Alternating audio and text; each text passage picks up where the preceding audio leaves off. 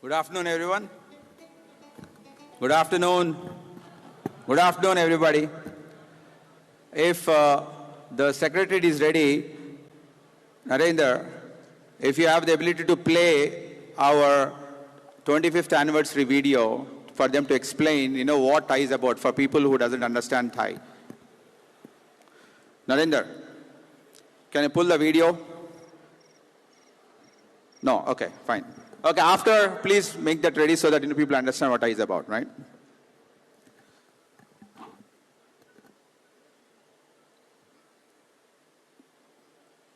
This inaugural event with a hall full of entrepreneurs, innovators, investors, policymakers, and dreamers like each one of you, all gathered here for the cause to build with purpose.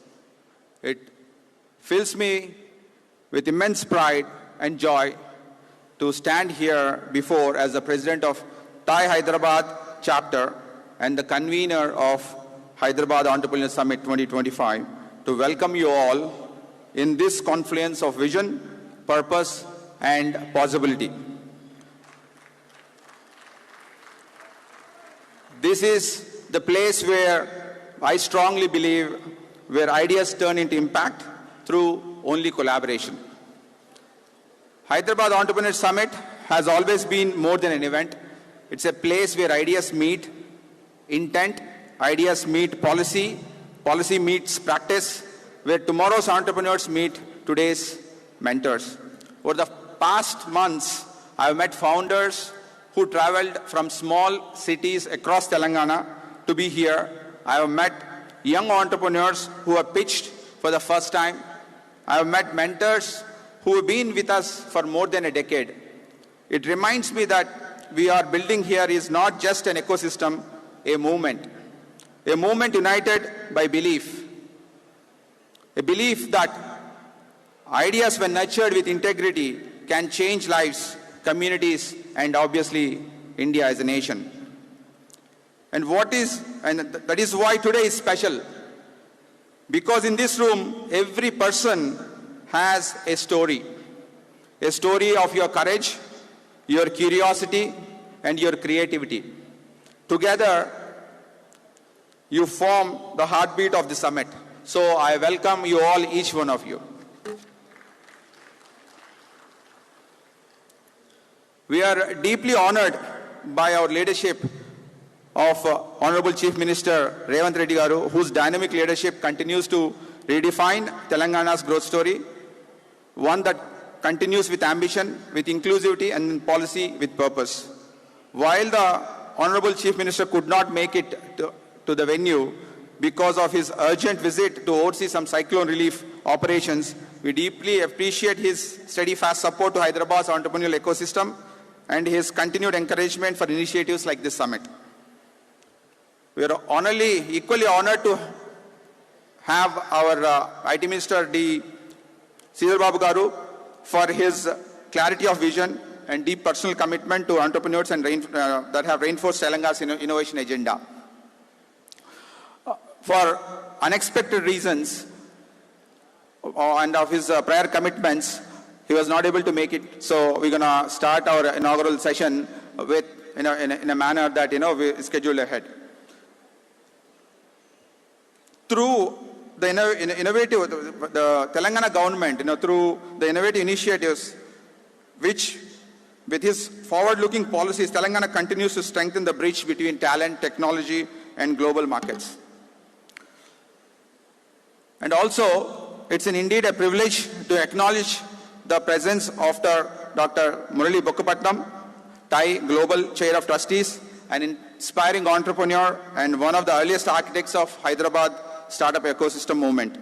In his leadership at the global level is true reflection of the values that define Thai, its vision, its mentorship, the service to entrepreneurial community worldwide.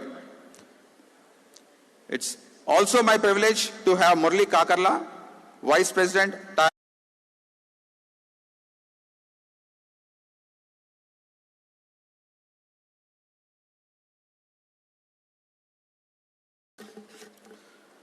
Let me talk a little bit about the theme. theme is about transforming tomorrow together. The theme of this year's summit perfectly captures, in my view, the collective spirit that defines this moment in Telangana's journey. Transformation never happens in isolation. It takes vision from leadership, courage from entrepreneurs, capital from investors, and faith from communities. The word together stands at the heart of everything that we do as TIE, because the future we aspire to build, an equitable technology-driven, innovation-led future, can only be achieved when we move as one ecosystem. Hyderabad today represents that spirit beautifully. It's a city where collaboration isn't just a philosophy, it's a practice. Over the past decade, Hyderabad has evolved from being a city of potential to a city of proof. It has proven that progress doesn't come at the cost of the balance. It has proven that innovation can be inclusive and growth can be sustainable. With globally recognized institutions in Hyderabad, has built a model that combines state-led support, corporation participation, and community mentorship. What makes this Hyderabad ecosystem truly special is not its infrastructure, it's our investment flow. I believe it's a culture of trust. Entrepreneurs here know that the city listens, collaborates, and helps them, each one of them, when they rise when they stumble. This is the differentiation of Hyderabad from the rest, an ecosystem that deeply grounded and quietly ambitious. So at the center of this ecosystem, why I talked about so much about the ecosystem is, I want to establish that at the center of this ecosystem stands TIE Hyderabad. We are in its 26th year of service of entrepreneurship. We have mentored thousands of founders, connected them to investors, supported their growth, built network of learning and leadership. Our initiatives, TIE Grad, which ignites the entrepreneurial spark among students, TIE Women, which champions the gender inclusion in entrepreneurship, TIE Angel Network, which funds promising companies, TIE Open Mic, which enables young entrepreneurs to showcase their talent, TIE 50, which identifies the most promising startups of Telangana, are all designed with one intent: to empower, enable, and elevate. Beyond these programs and partnerships that TIE defines, it's a philosophy. We are based on a philosophy to light the next lamp. What we have gained through experience as members of TIE, we share as guidance. What we have built individually, we strengthen collectively. It's about giving back, not out of obligation, but out of belief. A belief that every successful entrepreneur has a role in shaping the next generation. That's the moral thread that binds us together as founders, mentors, investors, dreamers who believe in collective success. I will spend a little time about the partnerships that we're in the process of executing. The summit stands for the foundation of a partnership, especially between TIE Hyderabad and the government of Telangana. We are immensely grateful for the government for being the title sponsor for HES 2025, a gesture that reaffirms their commitment to nurturing entrepreneurship as a pillar of state's economic vision. Just this morning, we are in various discussions. I'm hoping as we move forward in a week's time, we will be signing an MOU between the Department of Industries and also TIE Hyderabad to unlock a framework that is designed to increase growth and drive growth for Telangana's entrepreneurs' small business. Through this MOU, TIE Hyderabad will work hand in hand with state to scale 5 high-potential SMEs across Telangana by 2029. We will do this through TIE's mentorship-led equity-free model that we call as 500 to 5x growth mission. Together, we will identify and support SMEs in 25 to 50 crore bracket, helping them achieve the 5x growth. Also help them expand markets and access growth capital while creating 3 to 5 lakhs jobs over the next 5 years. Under this partnership, we will also establish Telangana's SME Acceleration Cell, the SME Capital Access Clinic, and 5 regional mentoring hubs, all hosted and operated through TIE Network, with close guidance from the Department of Industries, led by Sri Sanjay Kumar Garu. This initiative is more than a program. It's a statement of a belief that entrepreneurship at the grassroots level can empower inclusive growth. A belief that mentorship in place of subsidy is the most suitable way to create prosperity. And this spirit of collaboration extends beyond government. Today, we also mark the coming together of leading ecosystem enablers through a second MOU, the formation of Hyderabad Entrepreneurial Ecosystem Collective, HEEC. That's what we tagged. This collective is initially led by TIE Hyderabad and later rotating among partner institutions, bringing together incubators, industry bodies, academia, and innovation hubs to work as one unified front for the state's Telangana rising vision. This collective will coordinate efforts to strengthen startups and SME policy, enable market access, attract capital, and help founders scale across local and global markets. It will also ensure that energy and expertise of every ecosystem player, from incubators to universities, from venture funds to trade associations, work in concert towards a single mission to make Hyderabad a global powerhouse of entrepreneurship and innovation. Together, we are not just building programs, we are building pathways for entrepreneurs, for job creators, for next generation, who will inherit a stronger and more confident Telangana and connected Telangana. So what to expect? We gathered here 500 plus people. I'm going to just brief about what to expect in next 2 days. Over the 2 days, the summit will bring together ideas, innovators and investors in a powerful celebration of entrepreneurship. At the heart of the summit, we have the expo showcasing over 100 startups and ecosystem enablers, from deep tech to sustainability, from student innovators to scaling SMEs. We have designed 5 focused tracks on founders and funding, on innovation and inclusion, on assembly acceleration, on women entrepreneurship, on technology for good, each exploring how Telangana can shape India's next wave of growth. The master classes, which are completely sold out yesterday, for tomorrow, they are led by global mentors and TIE charter members, which offer insights to the journey that they have gone through so that they can help young entrepreneurs.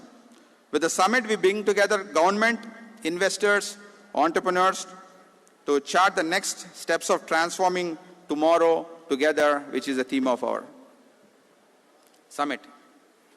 So to every founder, mentor and investor in this room, this summit is a reflection of your journey, your resilience, and your belief in what's possible. You are here in this room only because you believed in yourself. As you practice over the next 2 days and participate, I invite you to look beyond your own ventures. Look beyond your own ventures to connect and to collaborate and to create together. Because true entrepreneurship in our view is not competition, it's contribution. When we share our knowledge, when we share our networks, when we share our opportunities, we multiply outcomes for everyone, not just for you, for everyone. Let's make these conversations meaningful. Let's turn ideas into enterprises and enterprises into impact in Hyderabad. I believe each one of us here has the power to influence the next wave of innovation, to transform tomorrow, not someday, but starting today. So, as we inaugurate this summit, let's remind ourselves the best way to predict future is to build it. Thank you very much.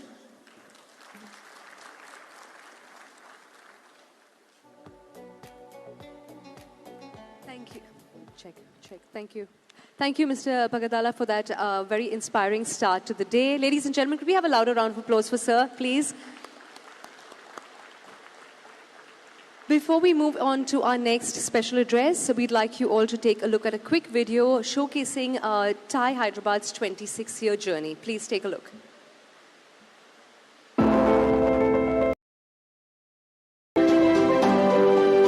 We champion that extraordinary. For 25 years, we have nurtured this magic, building a community where ideas transform into reality. Together, we are not just building businesses, we are shaping India's future.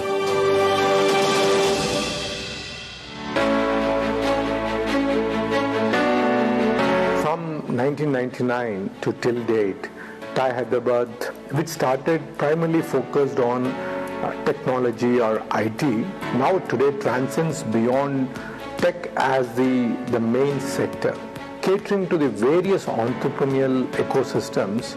Thus, the landscape of entrepreneurial ecosystem has changed, and TIE Hyderabad has played a very catalytic role in the change of that ecosystem. The TIE ecosystem is grounded on 5 pillars: mentoring, education, networking, funding, and incubation, and incorporating essential elements for building an entrepreneurial mindset. The Hyderabad chapter of TIE was established with Srini Raju as the founding president, alongside chapters in Delhi, Mumbai, and Bangalore. This marked the beginning of TIE's focus on fostering entrepreneurship in Hyderabad, bringing a strong network of mentorship and resources to aspiring entrepreneurs in the region.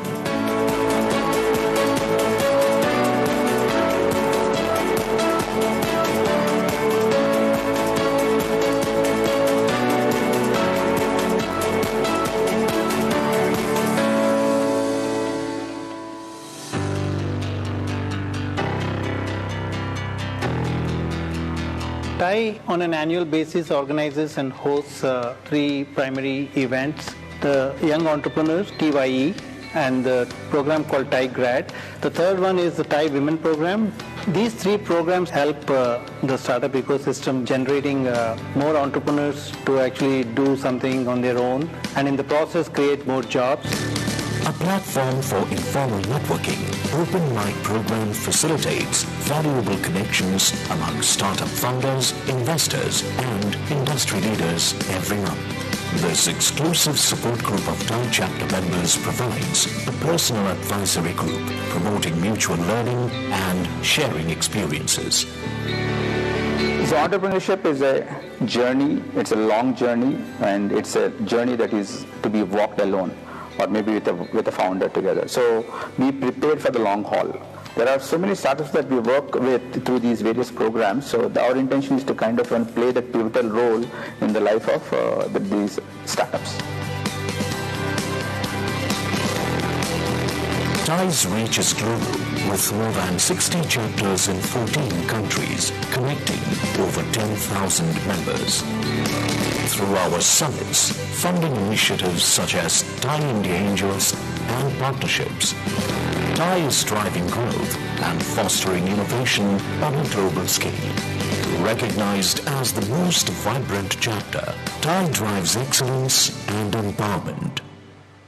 With global and state honors, TIE Hyderabad shines as a beacon of excellence, celebrated for its innovation, support for young and women entrepreneurs.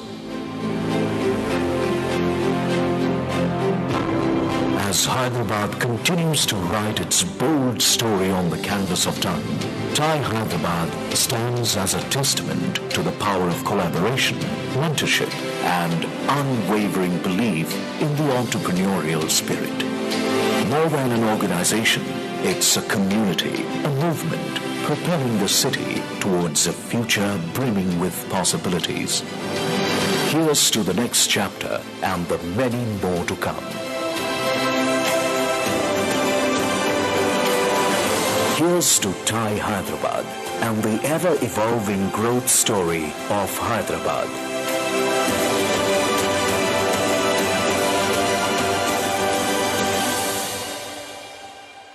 Yes, ladies and gentlemen, put your hands together, make some noise. A great glimpse at 25 years of the immense impact that TIE Hyderabad has had. Moving on, up next, ladies and gentlemen, please join me in welcoming to the stage Mr. Nikhil Chakravarti, Commissioner Director of Industries, for a special address. Could we have a huge round of applause, please, for Mr. Chakravarti?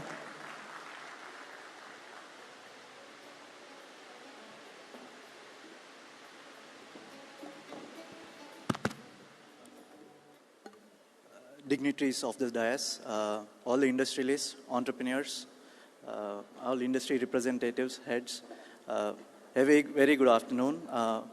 I'm proud to represent Government of Telangana here in this partnership with TIE. It's great to see TIE journey for the last 26 years, and I wish they do much more endeavors in future, and particularly with TIE Hyderabad. Today, I would like to discuss with this partnership with TIE, what we are planning to do with TIE partnership. With this MOU, we would like to scale around 500 high potential SMEs by 2029, and also create 3 to 5 lakh high quality jobs through the SME growth and allied sectors, facilitate 500 crore plus growth capital access. At the same time, establish 5 regional SME growth clusters within the Telangana, focused on sectoral strengths. As you all know, MSMEs are the backbone of our economy. Unfortunately, compared to our global peers, we are not, our SMEs are not contributing to that much in our economy.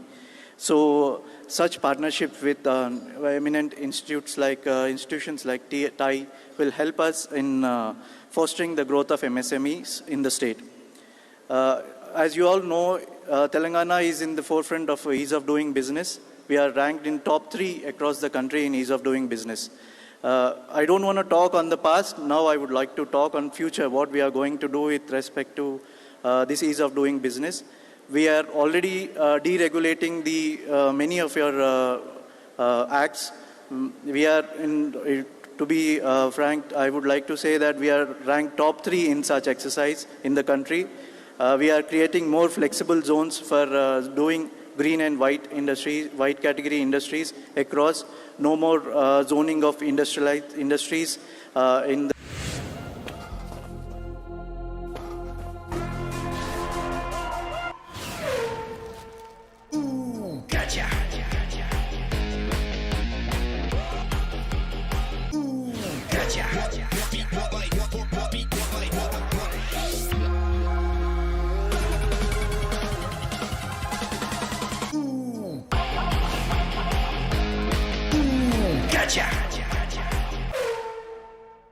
by August 2026.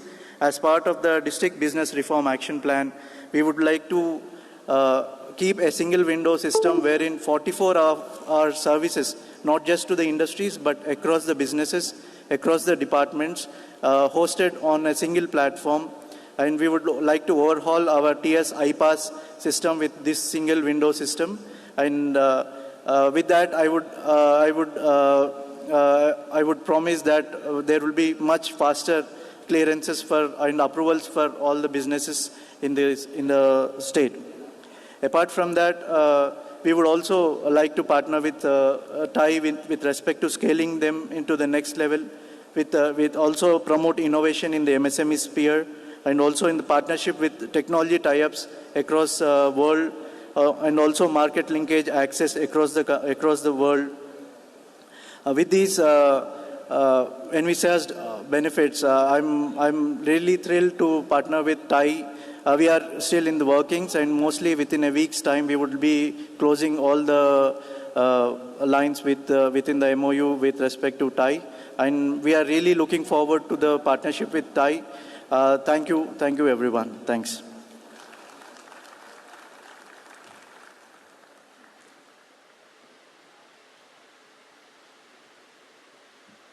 Thank you so much, Mr. Chakravarti.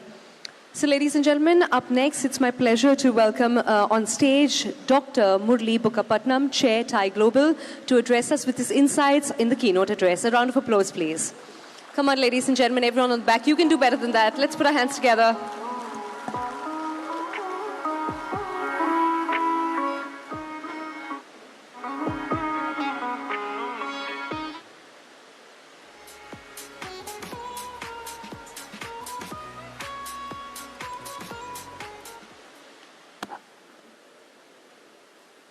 Good afternoon, everyone. రేవంతన్న రాకపోతే శ్రీధర్ బాబు రాకపోతే నాకు ఈ పని ఉంటుందన్నమాట. Nikhil, thank you for the government of Telangana for making sure that I am the superstar for this afternoon. It deserves a little more applause, guys.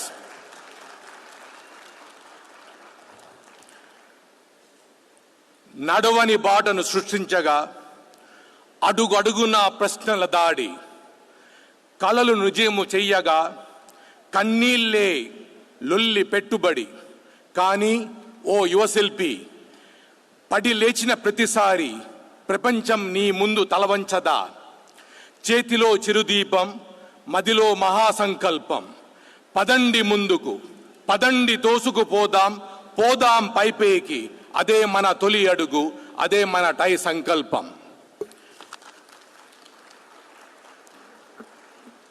Good afternoon, Hyderabad. Good afternoon, Telangana.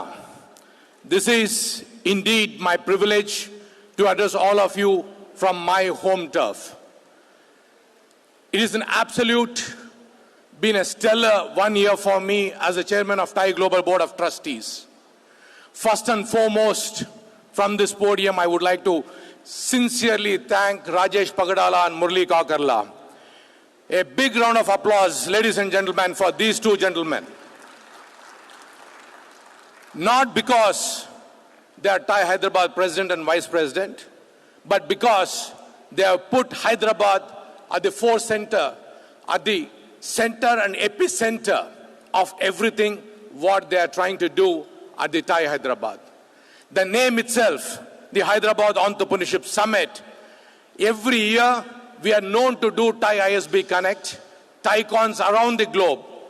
But this is the first time ever a particular TIE Hyderabad chapter has taken city and said, we need to put city in the center, entrepreneurship, the city in the center, the innovators of the city in the center, the ecosystem builders of the city in the center, and hence Hyderabad Entrepreneurship Summit has come to you guys.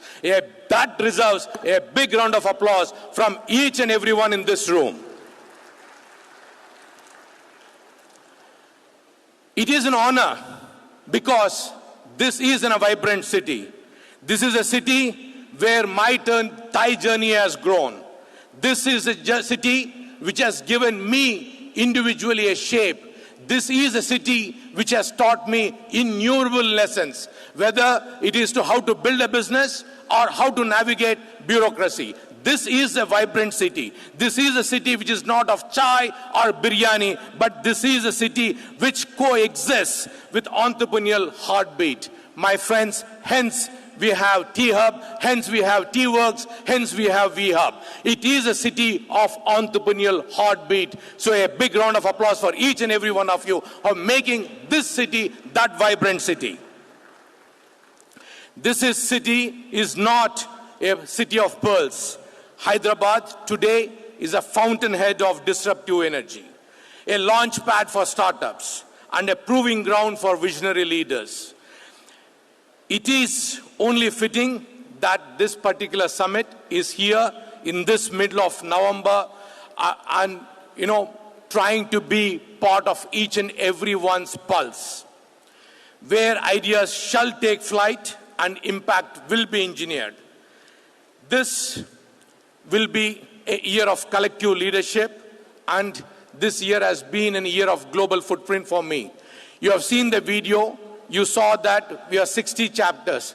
But my friends, let me inform you, Today, as I speak from this podium, we are in 68 chapters and 17 countries. That is what your son of the soil has been able to do in this last 10 months. Increase the footprint of TIE Global. We have been a strength of collective energy across the Global Board of Trustees. We have ensured that leadership is of collaborative in nature. Because when we strengthen our chapters, we can empower our local leaders. This is how we fortify entire TIE global ecosystem. Nikhil was mentioning about how we are going to partner with the government of Telangana and TIE. I must tell you all, make sure that you all recollect the memories. In the month of March, I unveiled a bold vision for TIE Global. That is 1-10-100. About 1 million entrepreneurs, 10 million jobs, and $100 billion of economic activity. And as part and parcel of that 1-10-100 policy, we are signing an MOU with government of Telangana under the aegis of TIE Hyderabad, so we can create an innumerable amount of jobs, 3 to 5 lakhs, innumerable amount of wealth, more than 50,000 crores of economic value will be tapped in the next 5 years. We will ensure that more than 500 SMEs will have the global impact. We will ensure that more than 5,000 crores of investment will be happening into these SMEs. So that is, my friend, power of TIE Global as a network.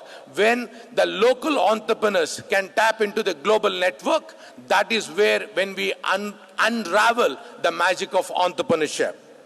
We were ensuring that this year we have an expanded good global footprint, we have a stronger governance, we are focused on each and every individual chapter health, we are ensuring that each and every chapter is in good standing, we have ensured that there is structured engagement.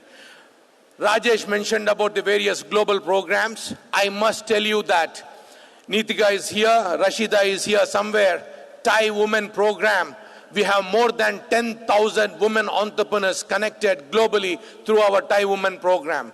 Today, as I stand before you, we have more than 256 universities that have signed an MOU and paid fees to be part of TIE Global's TIE U program, which is what the impact which TIE has created by enabling thousands of entrepreneurs across the board. Today, we have invested more than $50 billion of investments into startups across the world. We have more than 250,000 entrepreneurial network across 17 countries today. That, my friend, is the power of TIE. As I stand before you, we have 4,500 charter members who are willing to help you, who are willing to share their expertise, who are willing to, listen to you, who are willing to answer that 3 a.m. call. Because, as Rajesh mentioned, entrepreneurial journey is lonely. When you are lonely, when you feel that you don't have anyone, when you cannot share the stories with your wives, with your kids, when you grapple with the pain that how are you going to pay your next month's salaries for your employees, remember only one thing: there is TIE, and there is a TIE charter member who can be there, who can give you that solace. So my friends, please take advantage of this global network.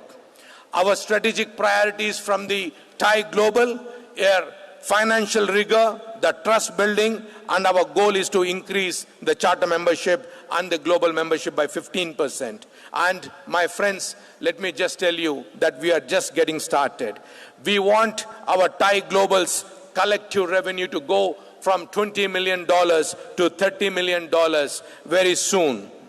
This defining moment of Telangana's MOU is going to redefine how SMEs across the state would work. Not only this state, but across the states in India. We are signing an MOU with Startup India and Invest India to ensure that today's Bharat truly becomes Vikasit Bharat. Today's Bharat does shine a mirror to the entrepreneurial ecosystems across the world. because the small and medium enterprises are not just the segment of economy, they are the backbone of it. They are going to unlock the extremely new mentorship avenues, the market access. We are going to invest in the underserved markets. We are going to support first generation entrepreneurs. As Telangana positions itself as an innovation forward state, this partnership is a proof that a state and a global network can align and create jobs, capital, and prosperity. My friends, this is not just a paper MOU, but it is an MOU which will have the backing of 68 strong global chapters. This is where Thai women, Thai angels, Thai you will align with programs and make sure that Telangana's strategic priorities are built in a sustainable and scalable model. This is where the power of intent and how we work matters. At Thai, each and every charter member works with intent. We work with what we must do and how we do, and we just deliver that. In a book called Crucial Conversations, the author talks about creating a pool of shared meaning. This year has been that for me individually. It has always been about transparency. It is about honest collaborations and collective action. We are going to launch the Thai Impact Dashboard, and we will publish our first ever annual Global Impact Report very soon. As we speak, we are building on the cross-chapter mentorship models. We are building on the chapter champion ecosystem. We are building the inclusive governance framework, and we are also going to launch Thai Leadership Forum so that every chapter, big or small, has a voice and a platform. Let me be very clear to each and every entrepreneur in this room. Entrepreneurship is not a solitary sport. It is a relay race where we pass the baton from one generation to the next. Our generation and our job is to run our leg with purpose, with poise, and ensure we pass it on with pride. Our vision is very simple but bold: to make the Thai the most trusted global impact-driven network of entrepreneurs. And it starts with moments like this, the Hyderabad Entrepreneurship Summit, where the intent is codified into action and the collaboration becomes institutional. And this is where later in the day, when you see the MOUs across 20-odd organizations coming together in the Hyderabad Entrepreneurial Ecosystem Collective, HEEC, you are seeing that collaboration codified into action. Let me close with this. When an entrepreneur succeeds in Nizamabad or Warangal, I must add you that very soon we will be opening SME clusters in Warangal and Mahbubnagar. The ripple travels to Singapore, Boston, and yes, Silicon Valley.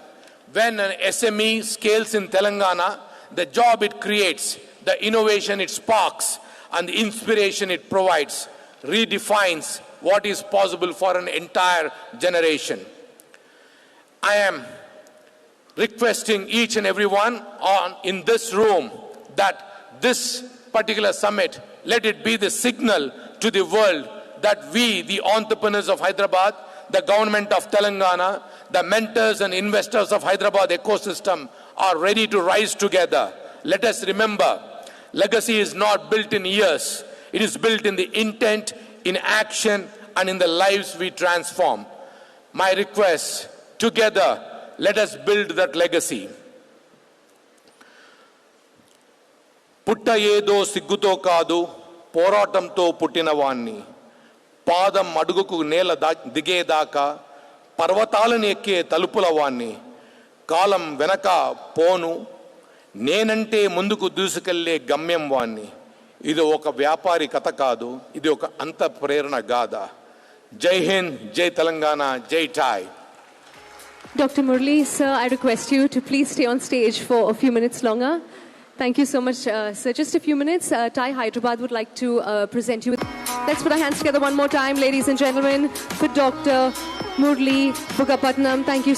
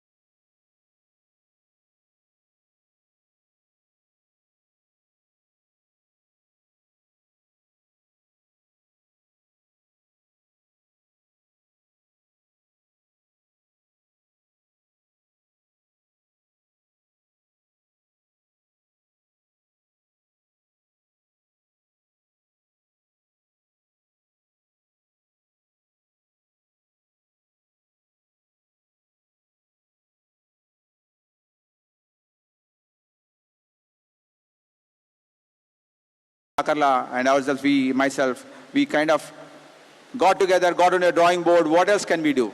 And we said, let's work together as a group, as a collective. That's when this Hyderabad Entrepreneurship, this HEC, the collective is formed. So we had initial vision or drawing gathering about what can be done with the ecosystem, and we formulated a vision document. And today is the culmination of the MOU, these efforts in a form of MOU, wherein which we intend to take things forward.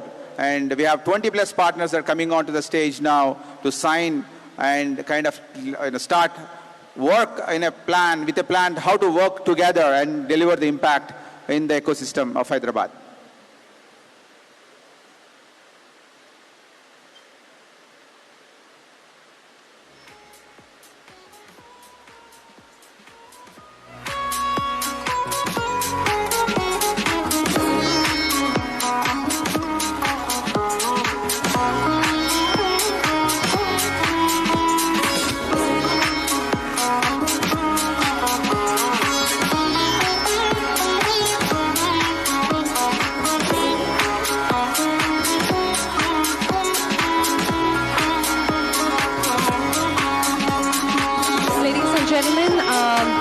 We shall now invite our MOU partners to the stage. Of course, Rajesh sir is going to be the first signatory to sign the MOU. And I'd now like to invite, please put your hands together and give them a big round of applause. Let's welcome to the stage AIC, ALEAP, WeHub, Ramadevi Kaneganti. A round of applause, please, ladies and gentlemen.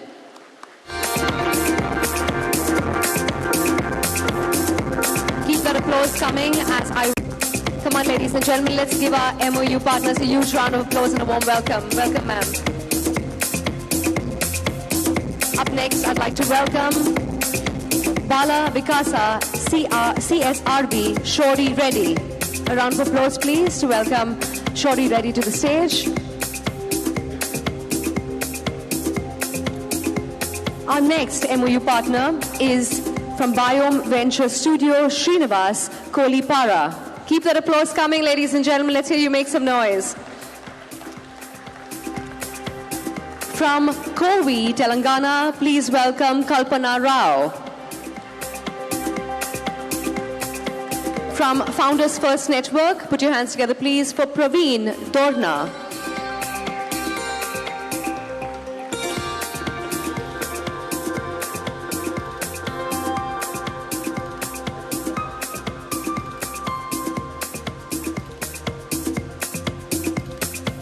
Ma'am. Our next MOU partner we're pleased to welcome to the stage is from FTCCI, Ravi Kumar. Let's put our hands together for Mr. Kumar.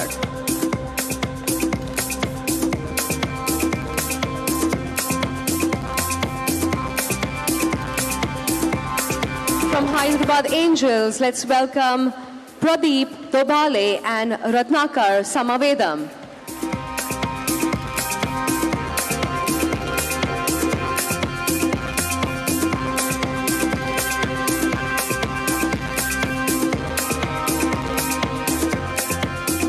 Let's welcome our next partners from Hysia, Prashant Nandela.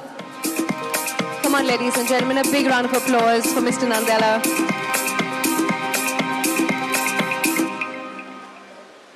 From IACC, let's put our hands together for Dr. Sri Devi Reddy.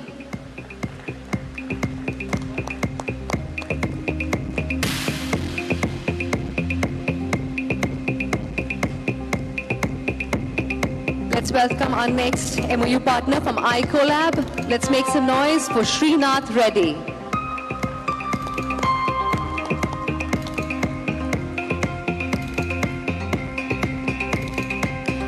Our next MOU partner is from IKP Knowledge Park. Please put your hands together for Dr. Vishwanandam.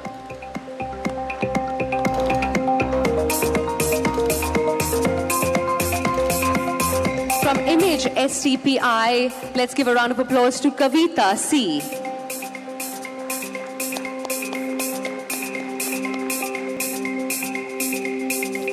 Let's welcome to the stage from Rich, Rashmi Pimpale. A big hand, ladies and gentlemen, for Rashmi Pimpale.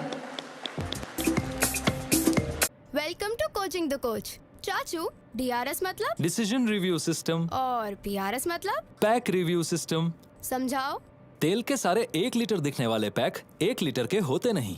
1 litre sunflower oil होना चाहिए 910 ग्राम. जैसे freedom. लेकिन सब होते नहीं. देखा? Umpire आप खुद हैं तो सही. Come on, ladies and gentlemen. Only the front row is clapping. Everyone on the back, let's put our hands together and give them a warm welcome. Keep that applause going for our partner from TG10X, Naidu Darapaneni.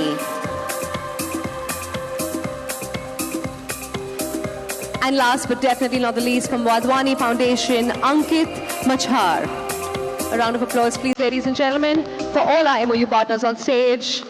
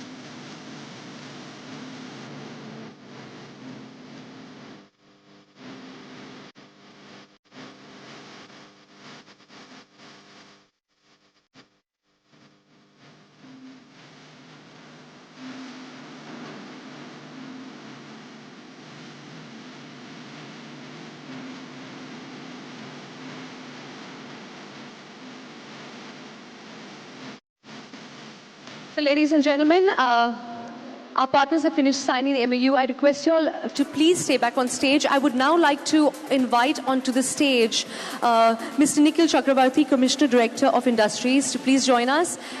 We would like to present him with a token of our appreciation, and I request Mr. Rajesh and Mr. Murli to please do the honors. We'll just wait for Sir to join the group photograph. Please, Sir. Of course, ladies and gentlemen, along with all these incubators and enablers, a key partner that we have is the Department of IT and ITENC, Government of Telangana. So we are pleased for their support.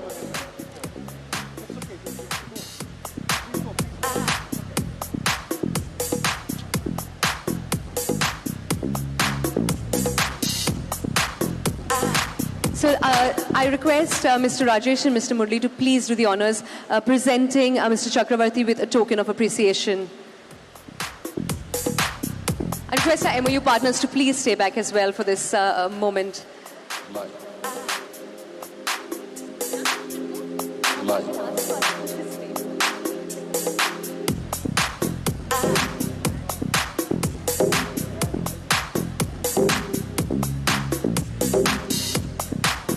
And of course, we would also like to felicitate each of our MOU partners as well, requesting Mr. Rajesh and Mr. Murli to please do the honors felicitating our partners.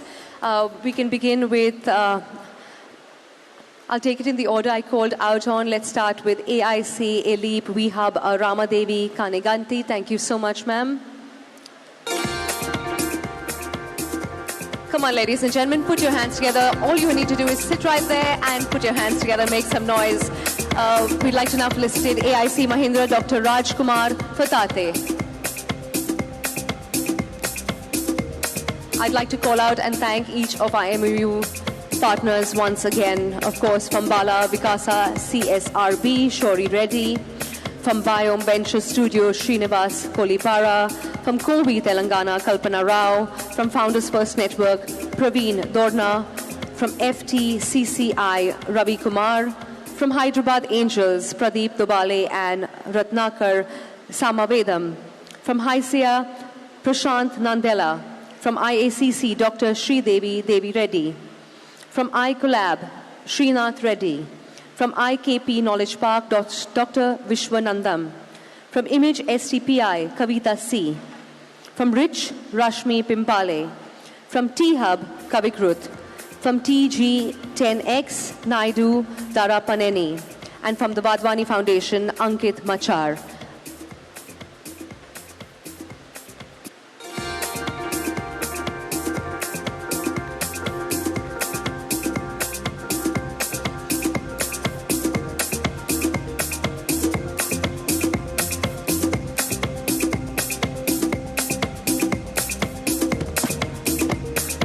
Hi all, good evening. Rajesh wanted me to say a few words. I think this is a fantastic collective initiative in my view. We often keep brainstorming and thinking, all of us work in silos, we want to do a lot of things. Is there a common strand that we can get together to drive some impact and value? I think the world is moving at such a phenomenal pace.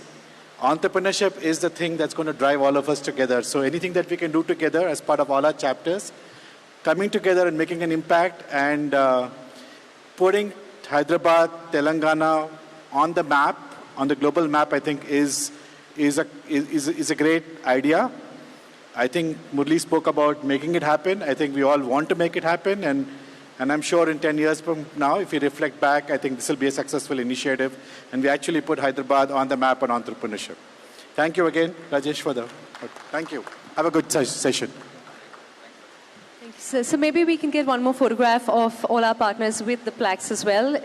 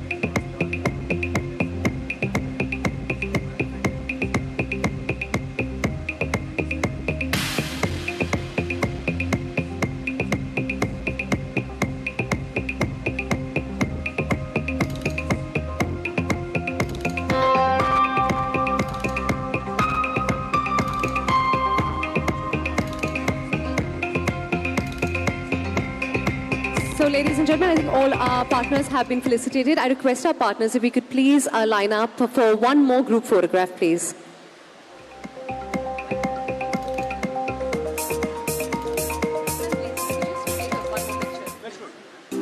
We'll just get one more group photograph before we move on.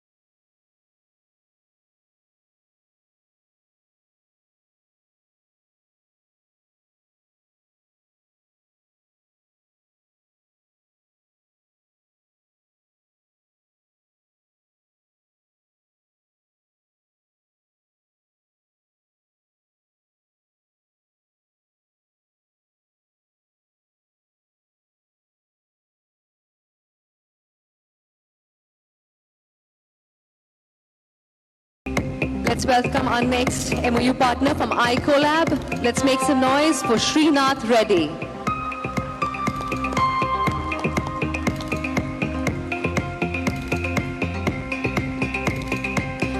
Our next MOU partner is from IKP Knowledge Park. Please put your hands together for Dr. Vishwanandam.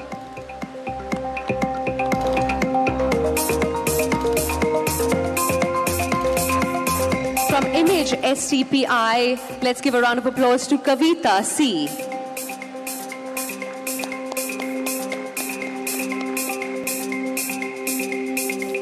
Let's welcome to the stage from Rich, Rashmi Pimpale. A big hand, ladies and gentlemen, for Rashmi Pimpale.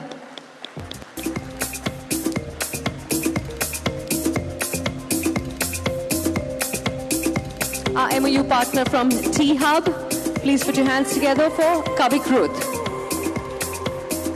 Come on, ladies and gentlemen, only the front row is clapping. Everyone on the back, let's put our hands together and give them a warm welcome. Keep that applause going for our partner from TG10X, Naidu Darapaneni. And last but definitely not the least, from Wadhwani Foundation, Ankit Machhar. A round of applause, please, ladies and gentlemen, for all our MOU partners on stage.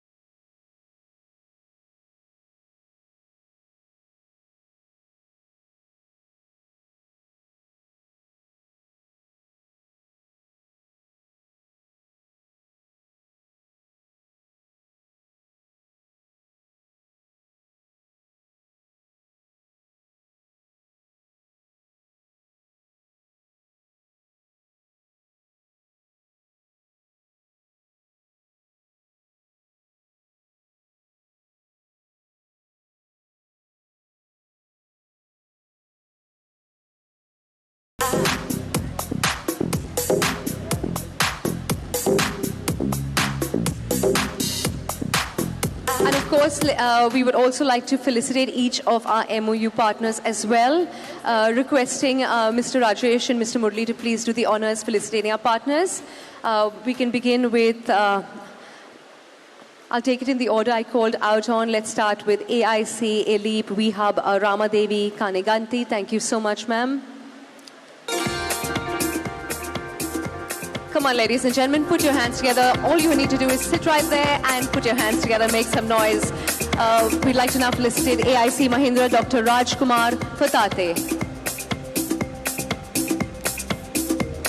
I'd like to call out and thank each of our MOU partners once again, of course, from Bala Vikasa CSRB, Shori Reddy, from Biome Venture Studio, Srinivas Kolipara, from Kovi, Telangana, Kalpana Rao, from Founders First Network, Praveen Dorna, from FTCCI, Ravi Kumar, from Hyderabad Angels, Pradeep Dobale and Ratnakar Samavedam, from HISEA, Prashant Nandela, from IACC, Dr. Sridevi Devi Reddy, from iCollab, Srinath Reddy, from IKP Knowledge Park, Dr. Vishwanandam, from Image STPI, Kavita C, from Rich, Rashmi Pimpale, from T-Hub, Kavikruth, from TG10X, Naidu Darapaneni, and from the Vadwani Foundation, Ankit Machar.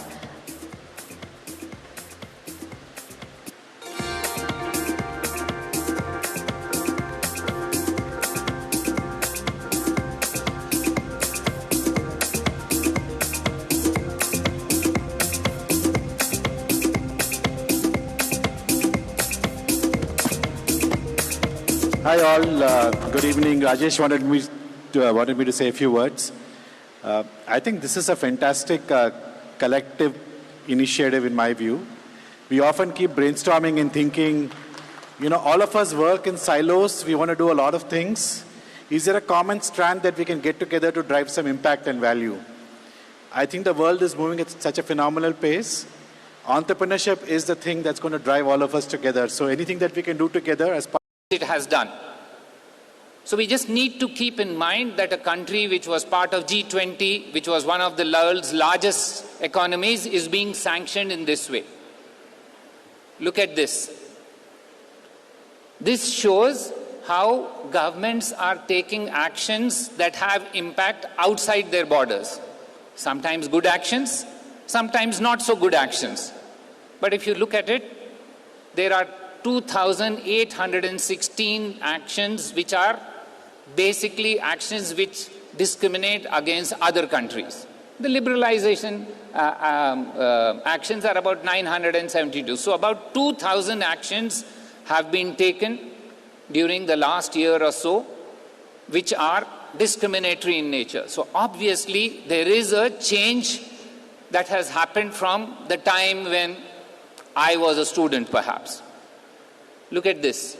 What is happening is everybody is using every weapon they have to make it into a leverage item. So this is weaponizing of the global value chain of semiconductors. So you can see which country is having more. It's the US. So in terms of overall value chain, it has 38%, China has 9%, etc. But this is not, I'm just giving you an example, but if you look again, this is the share of the global value chain of various minerals, mining and refining. So if you see copper, lithium, cobalt, graphite, rare earths, you can see that China is the dominant power in raw materials. And it is using this for its security purposes. So the US is using technology, China is using raw materials. And look at this situation in about 25 years, how it has changed. In 25 years ago, the blue part of the pie diagram, which is Western countries, used to be the most important in global production. If you now see, that number has reduced, and the gray part, which is China and its allies, have increased.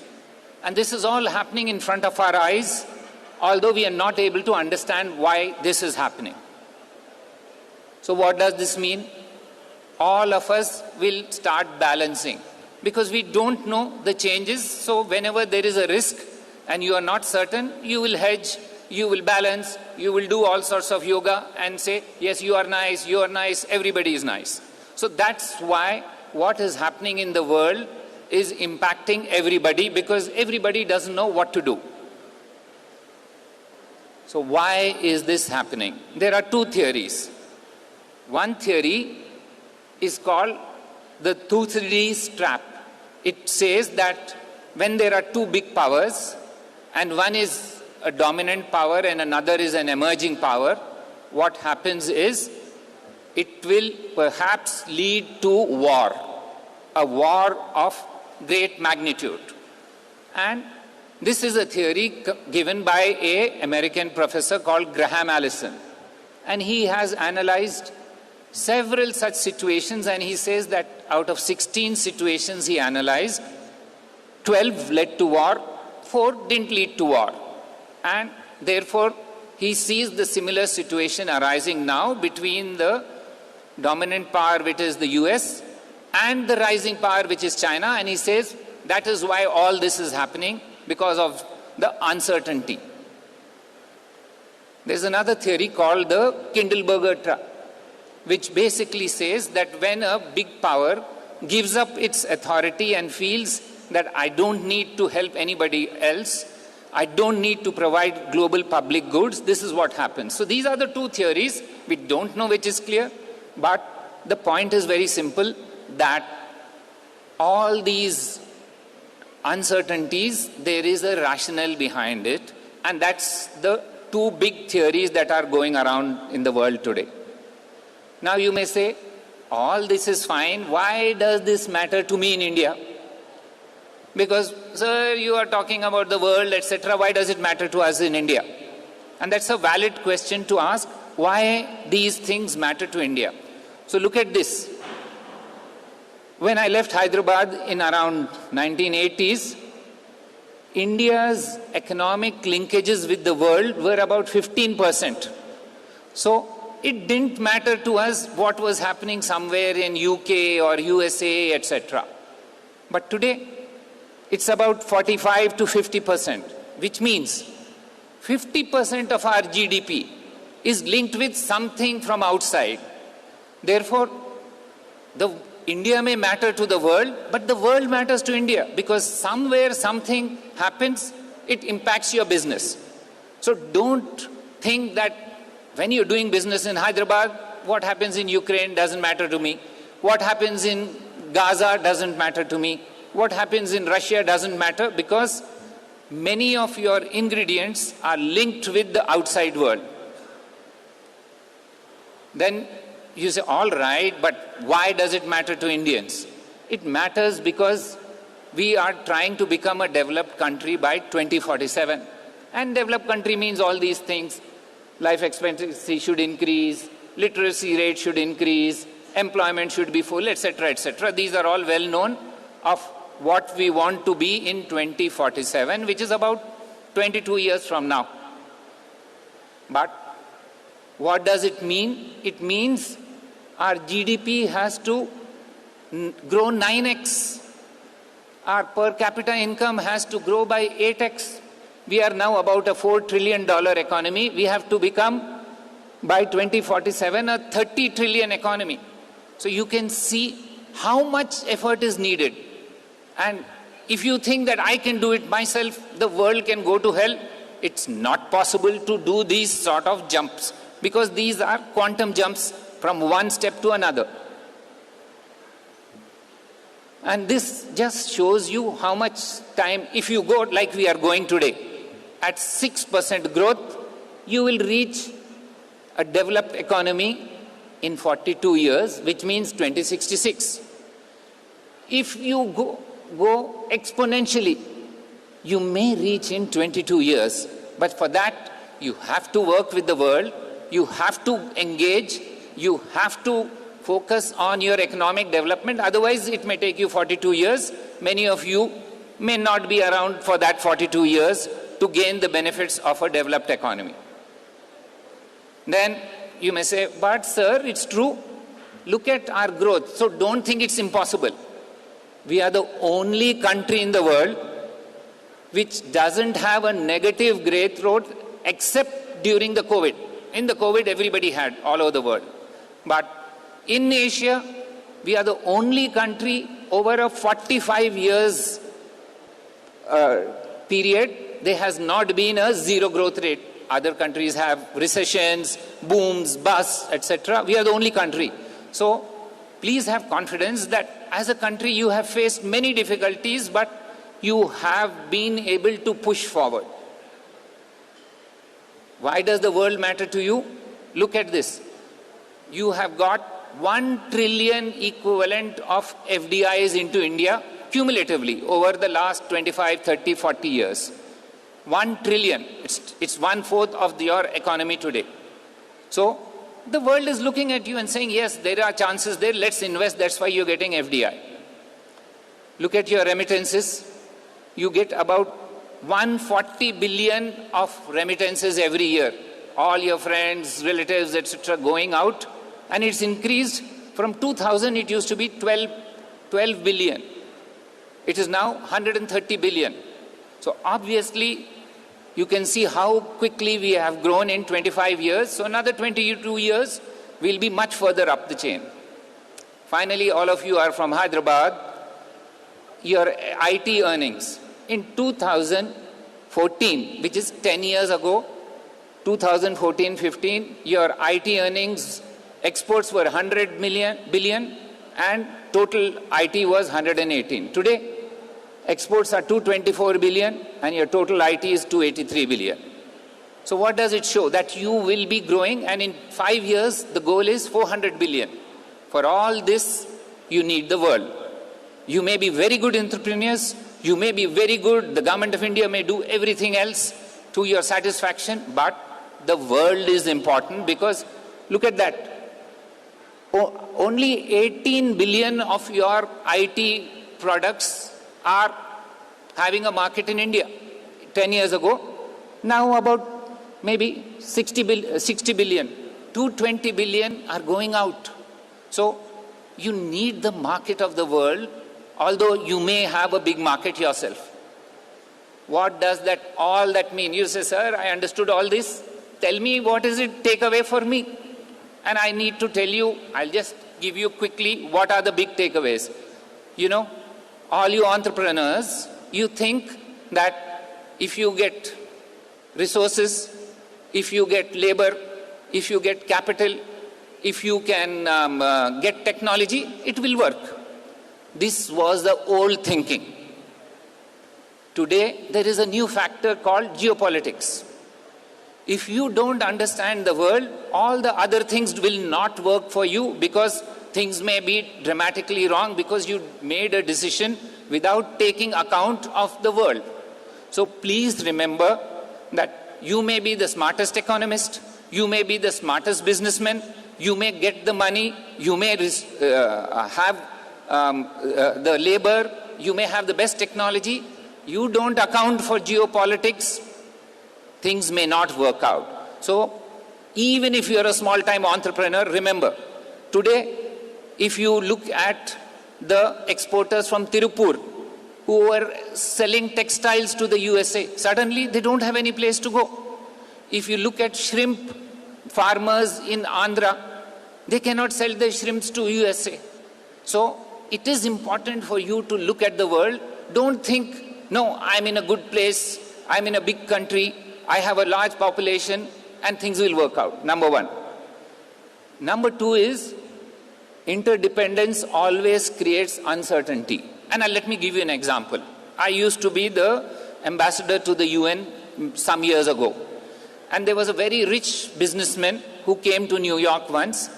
And after the meeting, they said, sir, he wants to meet you. I said, oh, he's a very famous businessman. Why he wants to meet me? They said, no, he just wants to meet you. I said, fine. And then after some time, they phoned and said, no, he's busy. He doesn't want to meet you, which is also fine. It can happen to any of us that you plan for something, it doesn't work. And the businessman left. After 10 days, I got a call early in the morning, New York Times, saying, sir, so-and-so wants to talk to you. I said, but he was here in New York some days ago and I think he's gone back. Yes, he's gone back to India. He wants to talk to you urgently. So I said, what's the problem? So I talked to him. He said, Ambassador, I'm very sorry. I said, why? What's the problem? He said, you know, I'm in the petroleum business. I said, yes, I'm aware you're in this business. So he says, I hired a ship from Abu Dhabi, right? And I buy oil from one country, sell to another country, I refine everything, and this is, I said, yeah, we are all knowledgeable about that. He said, we made a mistake. So I said, well, you know, I don't deal with Abu Dhabi, I deal with UN. He said, yes, we made a mistake with the UN. I said, what happened? He said, we got this ship and we were told that this is the approval of the foreign minister of Libya to take the ship there and lift oil from Benghazi and take it to another place, somewhere Malta, and then from there sell it or buy it or whatever else. I said, yeah, so what's the problem? He said, sir, we were told now we are sanctioned. I said, oh, why were you sanctioned? Sir, we didn't know that the government in Benghazi is not the true government. Because it's a war-torn country. We didn't know. They said foreign minister of Libya has written a letter. And we thought it is fine. And so my point is, understanding regulations, understanding global regulations is very important. You may be the biggest businessman in India. You don't get it right, you are in trouble. Finally, of course, we told him to send the ship back from Benghazi to Tripoli. They offloaded the oil and then the sanctions were lifted. But my point is that, what's the bigger point? The bigger point is, have small insurance policies for yourselves. And that insurance policy means go and be in touch with people who understand these regulations, or do the next things. Because these are deciphering regulations is difficult. Hire expertise for that regulations. So you may have the best engineers, the best chemists, the best physicists, best whatever else. But if you don't have people who understand the world and their regulations, you will land in trouble and you will need help. So that's my generic principle, that even if you're a small entrepreneur, develop ability to engage in areas which may have an impact on your business. And the last point I want to say is that in a digital world, the shifts are less on digital transactions than on physical goods. So whenever you are investing in the future, please look at possible digital transactions, because that is the future. Goods will run into more difficulties than services will. So I want to leave you with that thought that new areas are coming, you can tap them, but remember the 4 other things you have to follow before you venture into new areas. So if you do the 4 things right, the world is available for you to do what you want. And I wish you all success in whatever else you want to do, because there is endless opportunity for the young people. But be careful about regulations which are not in front of you, but are happening at the world level. So thank you very much for paying attention to me.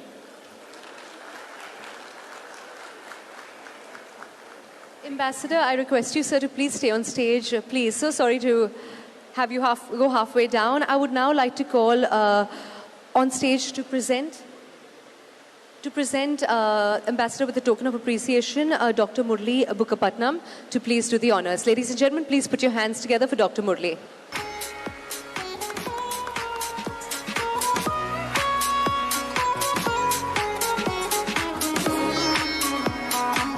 Let's have a louder round of applause, ladies and gentlemen, for Ambassador.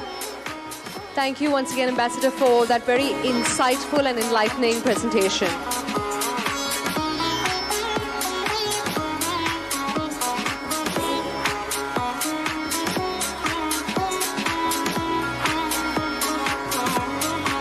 Thank you once again. Thank you, Dr. Murli.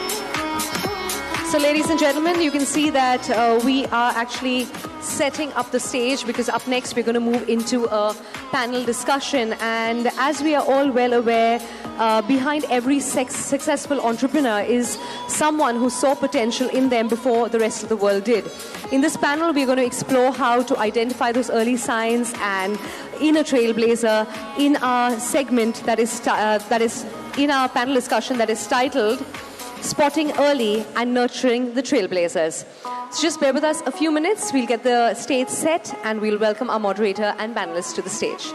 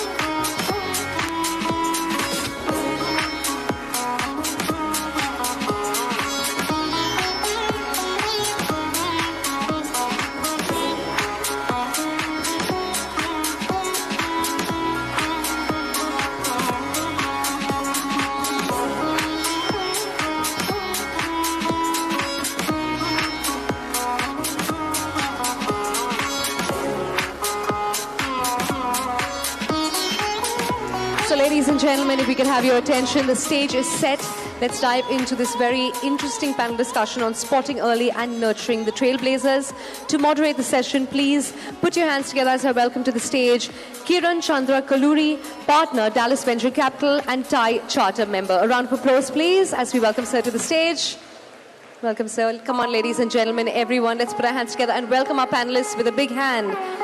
Please put your hands together for Subir Monga, partner, Sorin Investments. Let's welcome our first panelist, Subir Monga, partner, Sorin Investments. A round of applause, ladies and gentlemen. Our next panelist taking the stage is Namita Dalmia, co-founder and partner, Enzia Ventures. Let's have a big round of applause to welcome Namita Dalmia to the stage. Our next panelist is Pulkit Mehrotra, Vice President, Unicorn India Ventures. Please make some noise and let's welcome Pulkit Mehrotra to the stage. And the fourth panelist taking the stage is Mayank Nayak, Director, India SME Investments. Welcome, sir. Mr. Kaluru, I'll hand the stage over to you.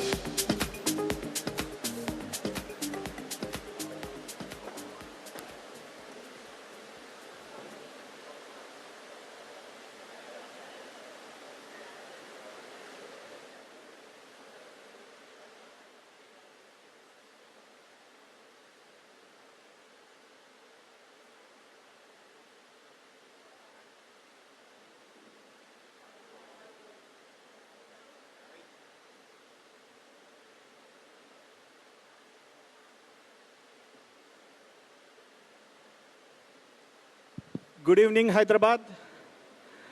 Welcome you all to the Hyderabad Entrepreneurship Summit conducted by TIE Hyderabad.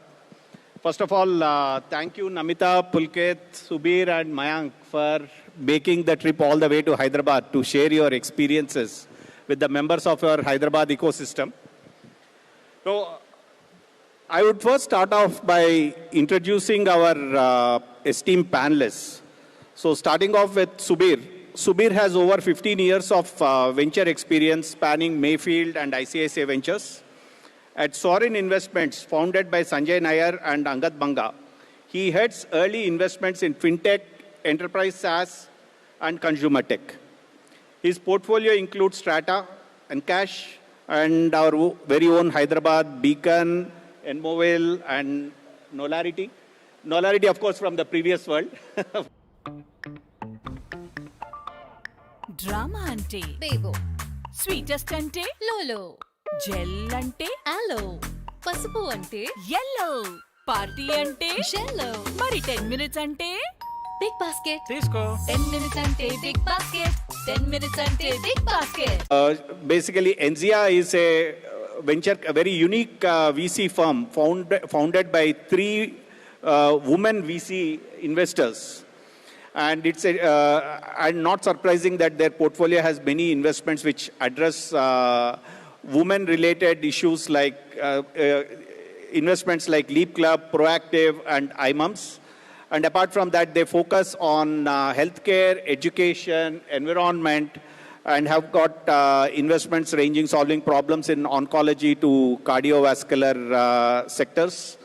And before Enzia, she worked with Omidyar Network, where she was investing in some very interesting and very well-known startups like Vedantu, White Hat, Doubtnut. She is an engineer from IIT Bombay and also has done her MBA from Stanford. Welcome, Namita. So next I would like to introduce Pulkit. Pulkit has interesting combination of experience of being an entrepreneur and also an investor. He has 9 years of experience across operating and investing roles in early stage tech startups such as Carbon Card and Shop 101, and 3 years of experience across venture firms like Waterbridge Ventures and JP Morgan. With Unicorn Investments, which has made close to 50 investments across their 3 funds. He focuses on early stage SaaS, fintech, and frontier tech companies. helping founders refine product strategy, GTM, and scaling playbooks. Pulkit is an alumnus of IIT Kharagpur and Jet School of Business from Cambridge University.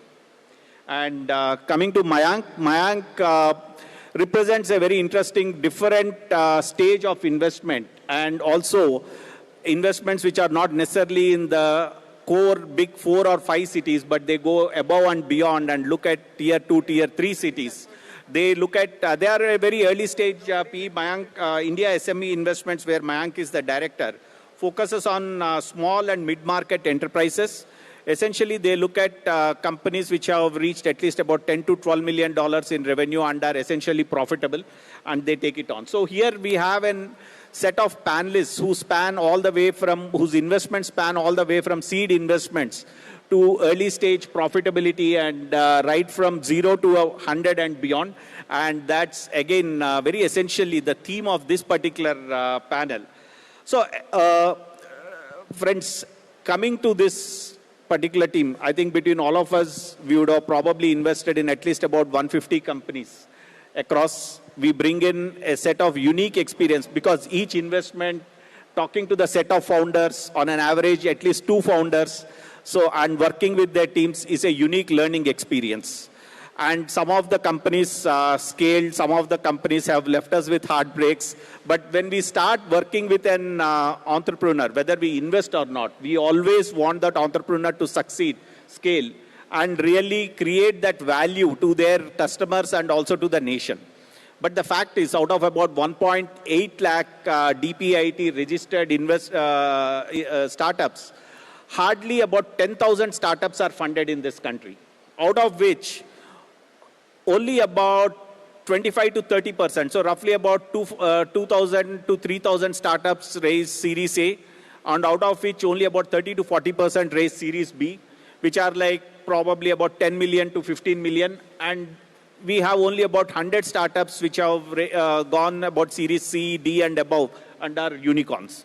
So, there is a significant gap between what we want to do, how we want to do, and finally how many companies really scale.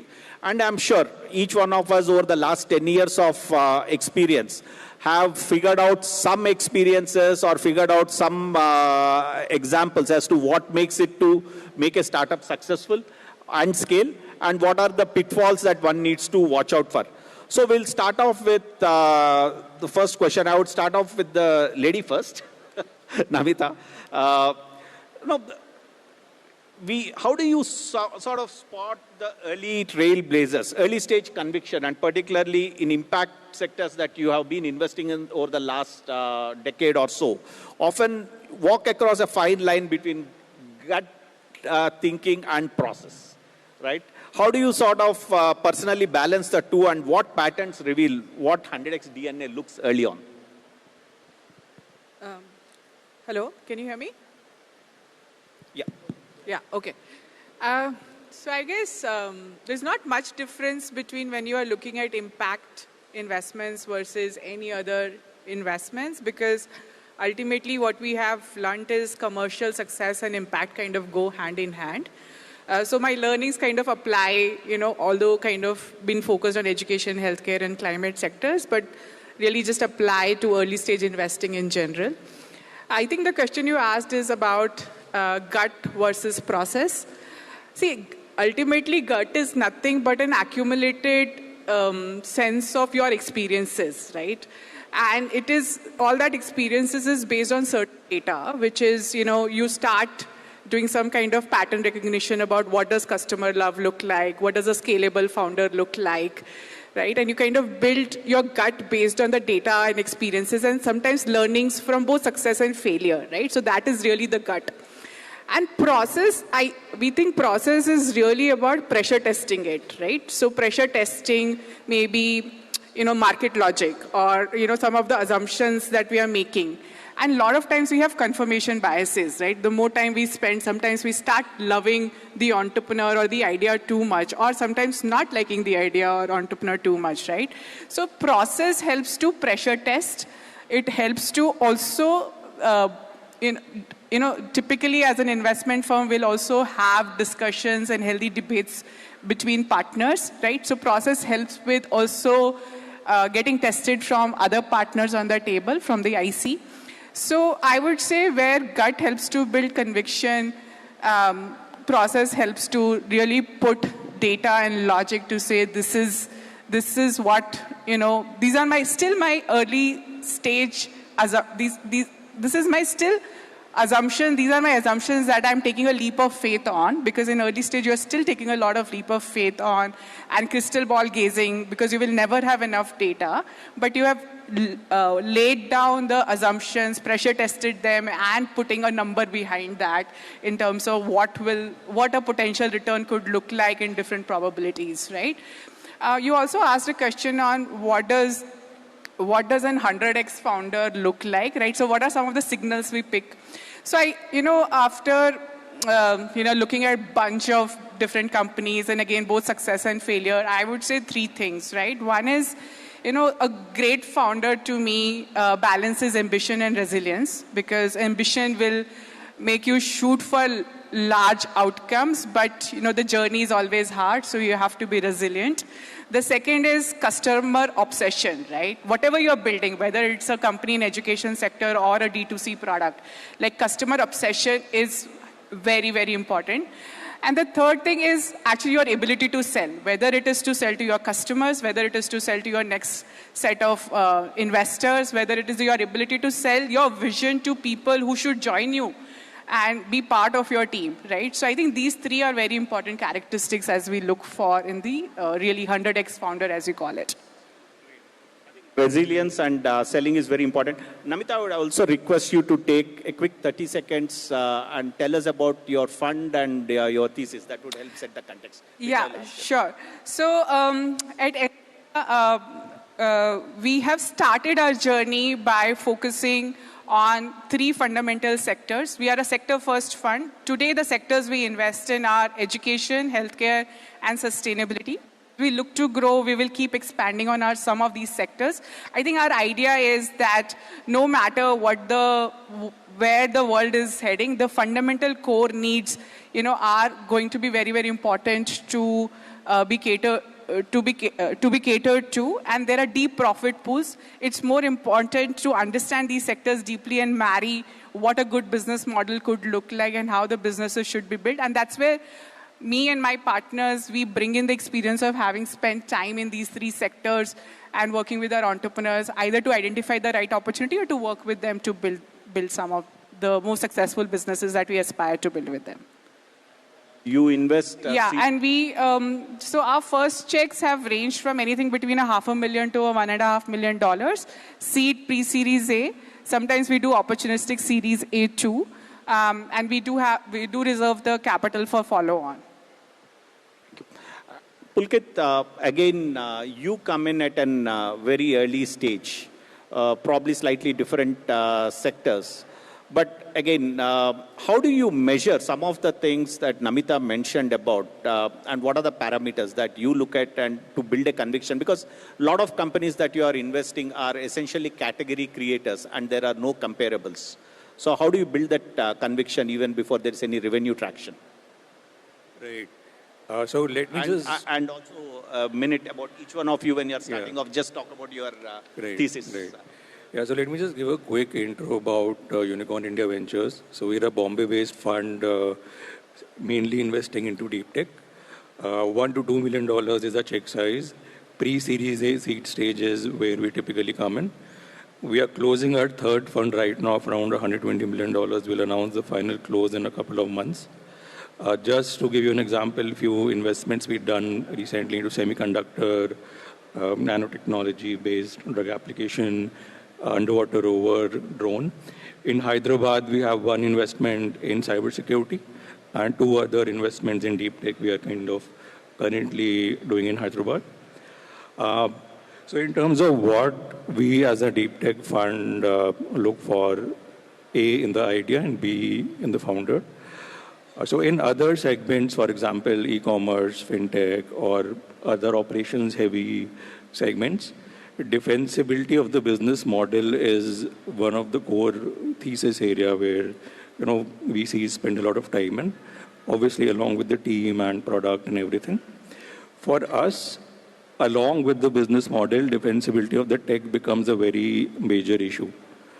For example, in semiconductor, if someone pitches us an idea, then along with evaluating how will they sell that chip, we also try to look at why this chip is superior to another chip being manufactured by a company A or company B, right? So that's a core focus area for us while evaluating a deep tech company. We vet the technology through experts. We try to kind of go deeper into understanding the nuances of the technical aspects. In terms of the founder quality or the team quality, the 3 points which Navita mentioned are obviously very valid. The customer obsession obviously is number one. How well they understand the pain point of the customer is very critical to us. Then the cultural aspect of the founding team, how culturally integrated they are, how well is the capability of the founder to lead, and obviously third point, that how well they're able to kind of sell their idea, not just to their customers, but also to potential employees in their company and potential investors for the future. So yeah, these 3 things are very critical. Market size. Why now is one question we spend a lot of time figuring out, that why this idea should be implemented now and, not 5 years down the line or 10 years earlier. So that is key aspect we look at while understanding the market. And especially in deep tech, why now becomes quite critical because it's a global space. So for us to understand the why now is very important in deep tech. I think it resonates well. Even at DVC, we say team, TAM, traction, and technology. So culture is a very important aspect of team that you, along with the resilience and ambition that both of you talked about. But very interestingly, probably in the last 5-6 years that I have been in the VC world, I would have seen some 600-700 pitch decks. One thing that I notice is every founder thinks that he is on the top right corner of that 4x4 matrix. Probably the most busy corner that I have ever seen.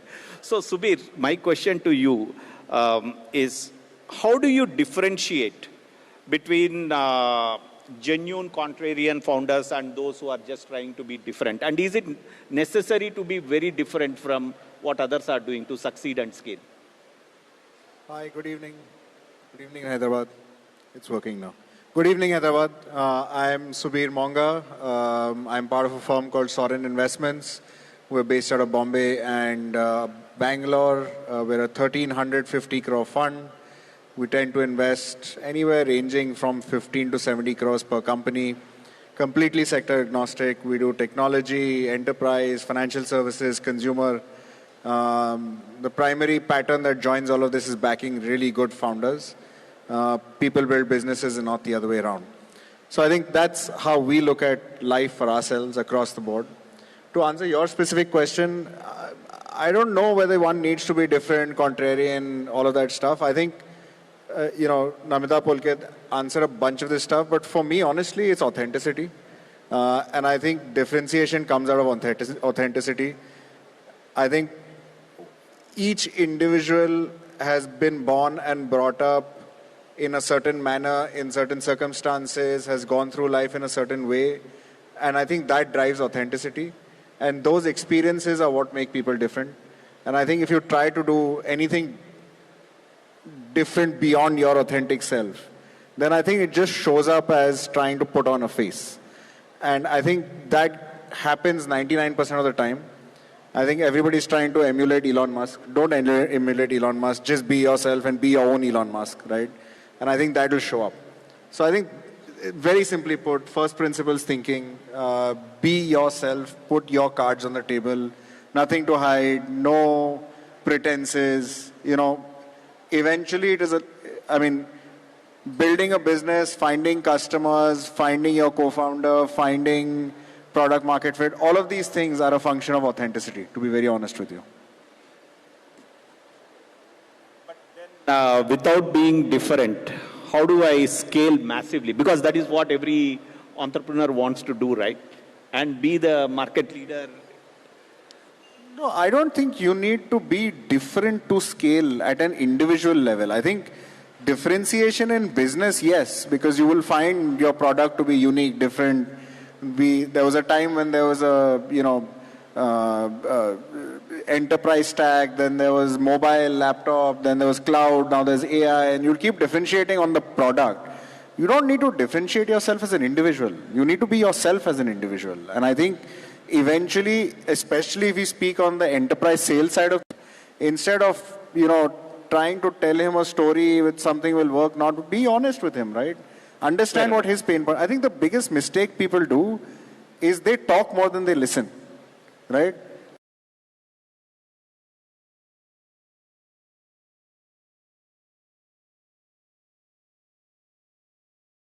And I think that is differentiation, right?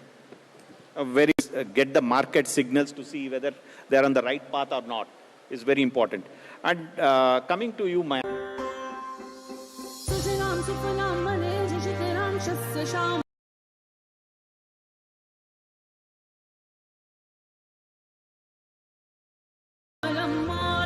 Sardar Patel की 150वीं जयंती पर आइए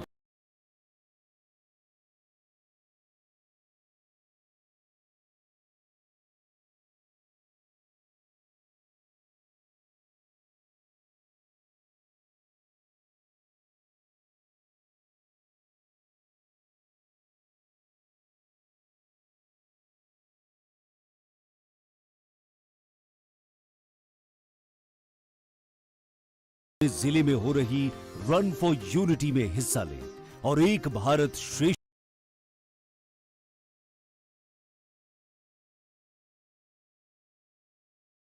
from various avenues. The company may try to expand the wallet share with the existing customers. The company may look for geographical diversification, which may require additional capital to be infused in the business. Or the company may be looking to expand the product portfolio itself. Right? So while the experimentation continues, but then the experimentation is not happening on the core product side. The product will keep evolving as the time goes by, but the core strategy will remain the same. Right? So yeah, there is a difference when we evaluate a business where we come in with a check of, let's say, 80 crores as the first check. Right? I'll take an example here. From Fund 1 of India SME Investments, we made an investment in a company called Kushal's, which is into fashion jewelry space. Right? That company had close to about 15 or 16 stores, all in and around Bangalore. Now that space, that market is a 20,000 crore market, the fashion jewelry market in India. We were not able to identify even a single company with a revenue of more than 100 crores.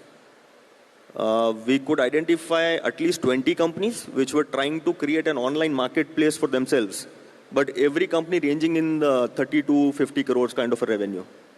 Small ASP, high customer acquisition cost. Right? That's when we met the promoters of Kushal, who had a very differentiated way of expanding the business. They were not willing to go online because they believed that a high ASP product in this category is more likely to succeed.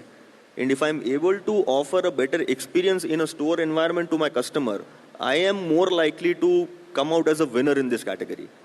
That bet worked out pretty well for us. Again, I will not say it was an X to 100X journey for us, but for the company, we were the first investors. They had already achieved a scale. Post our investment, they were able to raise successive rounds of capital. We made a partial exit last year. It was not a 0 to 100X, but a 0 to 12X kind of an exit for us. Very interesting, considering that none of us a couple of years back would have thought that fashion jewelry can be a VC investable business, considering that it's been there for long and it's such a fragmented, maybe every one of us thought it's a small scale localized industry with tastes which cater to a localized taste, cannot scale nationally. But seeing some of these traditional businesses being redefined and becoming VC businesses is something which is amazing. And yeah, for some of us, most of us who invest only in technology and deep tech, This is a very interesting learning. So can you also talk a little bit about your thesis quickly? You did mention a few points while you are talking about, but if you can just state it for the audience. So again, just as Subir also mentioned, we are a sector agnostic fund. We are investing out of a 1,400 crore fund now. We started deploying, so this is the second fund we are investing from. We started deploying from our fund one back in 2018-19. Some of the portfolio companies would include names like CityCart, which is a value retail company, Kushals, which is India's largest fashion jewelry brand, Simpolo Ceramics, which is the third largest ceramic tiles brand in the country, a bunch of financial services investments that we have made. Again, the thesis is to go beyond, to look beyond just the metros in tier 1 markets and identify investable opportunities in tier 2 and tier 3 towns. Now, there is a specific reason for that too. I'll come to that reason. But just to quote a few numbers, while we invested in, while put Fund 1 and Fund 2 put together, we have invested in close to about 16 different companies. We screened close to about 2,600 companies to identify those 16 companies to invest in. Right? So one of the key differentiators that India SME has is our ability to source deals, not just from standard channels like investment banks. We go beyond sourcing deals through bankers, but we have our own proprietary sourcing channels as well. Right? So the more number of deals you have, the higher is the ability to reject deals at a later stage also if required. Right? So at any given point of time, our team will never be under a pressure for deployment. We will have enough and more opportunities on the platter to invest in. Now, all the bankers, all the investment banks are focused on tier 1 metro cities because they are stationed in those cities. Right? Nobody is looking at places like Nasik, Nagpur, Raipur to identify profitable opportunities. We go a step beyond. We visit those cities, again through a network of wealth manager, chartered accountants. We identify those kind of companies and we make inroads into that. In most of the companies where we have invested, while many of them are proprietary deals, but even deals which came to us through bankers, we would have met the promoters before looking at the deal. So that gives us enough time to understand the promoter's mindset before we look at the numbers and the balance sheet. Right? Because for us, the integrity of the promoter, the quality of the promoter is not just as important, but more important than the numbers which are looking on the P&L and balance sheet. So the more time you spend outside of work environment in social setup also gives us a better understanding of what kind of promoter we are going to deal with in the future. No, very interesting. And talking about less than 0.5% conversion, but sourcing so many deals, and particularly through the chartered accountant network, is a very interesting takeaway. No, thanks, Mayank. No, but again, all of us would have seen, and I also mentioned, not every company becomes a unicorn. Okay, less than probably 10% or even less than that. Probably raise funds and then go all the way. Yeah, some of them have good exits in between. But even during this entire process of scaling, the companies need to evolve and change. A lot of times at very early stage, the founder is doing everything. They don't have a CFO, it is founder-led sales. But then over a period of time, a different set of leadership skills are required. And the organization itself needs to evolve. So the next set of questions I would be asking is to figure out as to how does organizations evolve and what do founders need to look out and how do we as VCs support them. So Subir, the first question to you is, you have been part of some very interesting companies, whether as a direct investor or part of a team which invested, companies like Licious, Nolarity, which really scaled. What have been their, when do you sort of ensure that this startup moves from a hustle-based, chaotic culture to a process-driven culture? And how do you help make that transition? So I think at no point in time will I take credit for the fact that we help that companies go from a hustle-based to a process-based. I think it's a natural evolution, to be honest with you. And I think that starts right at the top when you are picking the company to back. Because I think the founders themselves realize the constraints that they have as they are scaling the business, right? So this is more, again, circles back to a founder-first mindset. If you have picked a good team a good founding set. More often than not, more than one founder, but rarely single founder, although I've been fortunate to have seen single founder successes as well. I think founders themselves recognize two things. One they recognize is that they need to build a team around them to scale the business on day one. Now, when they need to bring a team on board, automatically the quality of the team that you bring on board drives process automatically. So I think founders will never ever remove that hustle culture out of the organization, because that is just the DNA of a founder. If that is not the DNA of a founder, then you should not be a founder. Let's just put it that way.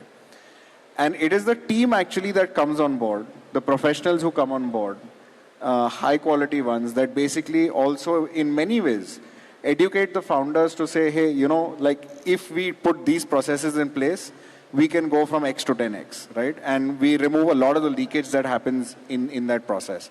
So I think it's a lot of give and take. I think if founders build these businesses without building top quality second layer teams, you will not have scale. That scale gets achieved out of top quality teams that build processes on behalf of the founders. Also very difficult for the founders is to let go. Sometimes while they build teams, they want to be control of everything. And that sort of, sometimes it's difficult for them to draw the line. How do you ever intervene in such cases and help the founder, coach the founder? Very rarely. I think one thing we have to appreciate, which I have, come to realize, that whether you are a unicorn founder or you're somebody that's even running an non-fundable small business, right? You quit your good-paying job and you became an entrepreneur. I have respect for you because you are an alpha, right? Then as investors, our job is to go fund super alphas who want to raise money and scale their business. Now you go try telling a super alpha what to do, right? That is a recipe for disaster. That is not going to happen. I think it comes out of conversation. It comes out of mutual respect, where you sit down across a table more often than not informally, over dinner, over a drink, and have a conversation to understand what is it's usually communication. 99% of the time, the problem is never intent, it is communication. And you're basically just playing the role of bridging that gap of communication from one end to the other end. Very simplistically put. And coming to you, Pulkit, what do you think is the most underrated trait of enduring founders? What do you think is the most underrated trait of founders who endure and scale through this process? Some of the founders who have evolved from being probably just a founder to also being a CEO. Yeah, I think pinpointing the values of the company, which is going to kind of hold everyone together, is one of the most underrated trait, I feel. As the company grows, in the beginning it's all chaotic, everyone is trying to figure out the product market fit, they're trying to hit the numbers, they're trying to fundraise. But as the company grows, you need a set of 4 or 5 values which keep everyone aligned and accountable. And that becomes like the core job of the founder, to find these 5, 6 values, and B, hold everyone aligned to those values. Just to give you an example, so when Google was growing like anything, John Doerr, who was one of the VCs invested in Google, he kind of saw that, okay, the company is growing, but there is kind of a misalignment kind of coming up within the company at the early stage. So he went there, sat with the founders and presented to them the OKR system which Intel used to scale gradually, right? And that kind of brought in the alignment. So founders' role kind of becomes quite critical in bringing that alignment about in the company. And there are like many systems to do that, but I feel that is one of the most underrated trait of the founders. Founders basically getting everybody to understand their vision and align everybody according to what they want and how to drive. That becomes very important, and setting up the values. So really, Namita, now there is some learning which happens within a startup, but they don't need to reinvent the wheel. And some of us, we have seen founders make some mistakes. We have our own learnings. And within our portfolio also, we have some collective wisdom available. Is there a way that you as a VC institutionalize those learnings and share it across so that the collective wisdom compounds?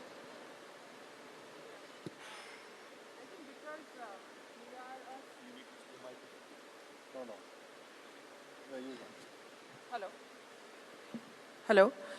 Yeah. Since we are a we take a sector-first approach. We are our founders sometimes look up to us to help them gather the market intelligence while they are busy executing on maybe the first idea that they had, right? And because in early stages you are also doing a bunch of experiments before you kind of say, okay, this is the scalable PMF I am hitting. So where we help our founders from a learning perspective is because in our day-to-day job, we are building thesis, picking market signals, saying what business models are working, what may be the new frontiers within our sectors to go after, where some of our previous assumptions are looking like they are failing, So we are able to synthesize some of these learnings and share it with the founders on a one-to-one basis. I think more than that, right? Like we are not, even after, being a sector-focused ones, we are not expert at everything. So our job is to also, based on the problem statement that they come up with, our job is to help them, connect with the right people who can then sit with them and help them break down the problem and go deeper, whether it is, again, like a sector or domain-specific problem, or even, for example, an OKR system, or I'm now looking to scale up my business, so how do I kind of, bring that alignment? What is the cultural alignment that we can do? So we then put them in touch with the right HR consultants or the marketing consultants or the GTM experts, because we are not expert at everything and we can never be, right? I think, so the cross learnings happen. We also bring our founders together, and the informal relationships that they build, they are able to leverage each other, because no matter what we do, we can only be doing the Chinese whisper game between them. So it's best if they kind of connect and engage with each other. So that's how we facilitate. I think one thing that we do to be a good sounding board, especially when it comes to being sure that that we are also understanding the space and the customers that they are reaching out. So every 6 months we nudge, most of us do customer interviews or customer calls at the time of diligence before we invest in the company. But as a practice, we also, with our portfolio company, also do this twice a year, where we will say, okay, give us our, if it's B2B setup, then we'll say, okay, give us your 10 clients. We'll do a quick, and partners and not just the analysts, like we as investment lead will go and talk to the customers, with their permission, and try to understand what is the value proposition that they are seeing. I think what it helps us is when we are talking to the founders about any strategic idea, right, based on the ground understanding, and not just most of the times entrepreneurs here and having no basis. So it also helps to build trust. It also, I think the other two advantages we have as a result of this exercise is, one, we're also constantly updating ourselves as investors and becoming better, smart leaders to kind of pick signals for the next investments we're going to make, but also able to culminate all that knowledge to again then, put together and share with the large. Paneer దీంతో ఏం చేయాలి? మీరు కూడా ఆలోచిస్తున్నారా heritage పన్నీర్తో ఏం చేయాలా అని? No worries, నేనున్నానుగా మీకు హెల్ప్ చేయడానికి. ఈజీగా, హెల్దీగా, టేస్టీగా హెరిటేజ్ పన్నీర్తో రెసిపీస్ చేసుకోవాలి అంటే విజిట్ చేయండి www.heritagefoods.in/paneer. ఇక్కడ మీకు రకరకాల రెసిపీస్తో పాటు ఒక అద్భుతమైన కుకింగ్ కాంటెస్ట్ కూడా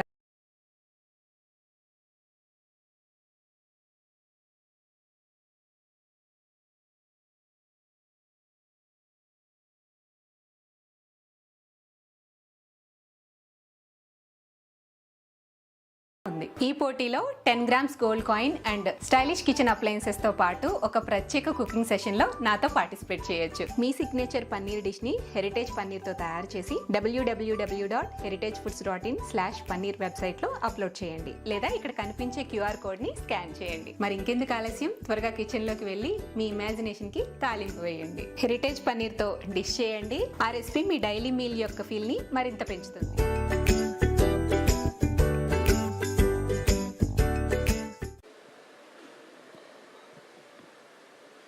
So when we are looking at a company, company comprises of multiple aspects, right? So it's the team, it's the product, it's the market that you're targeting, it's the end customer who is going to use your products.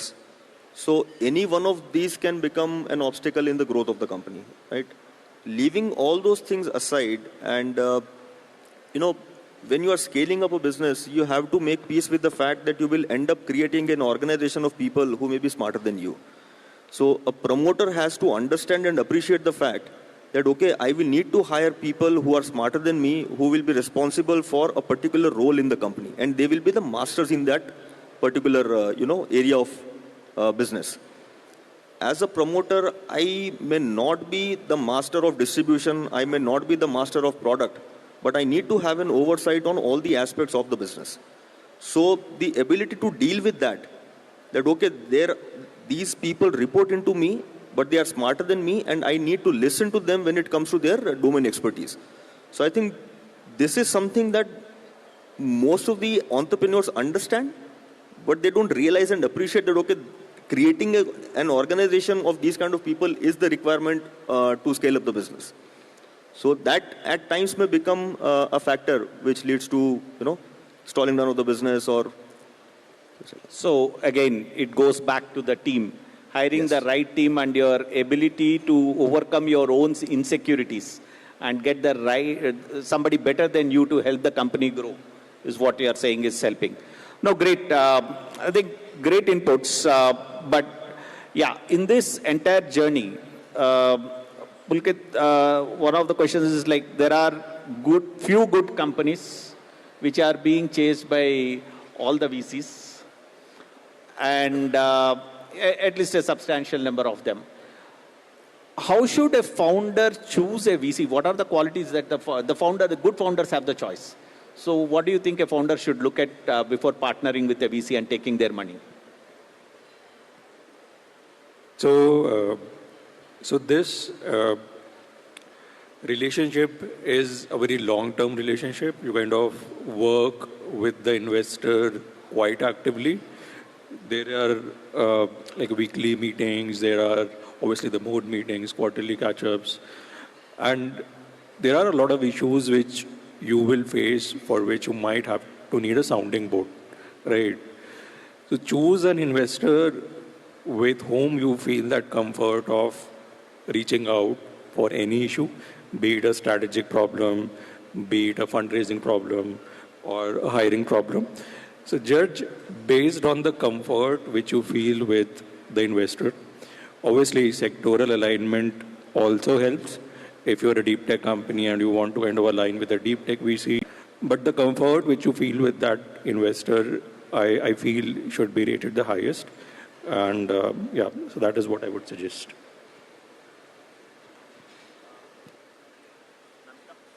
You. Same question. So what do you think the founder should look? Particularly, with deep tech, he talked about connects and some of the technology basis thing.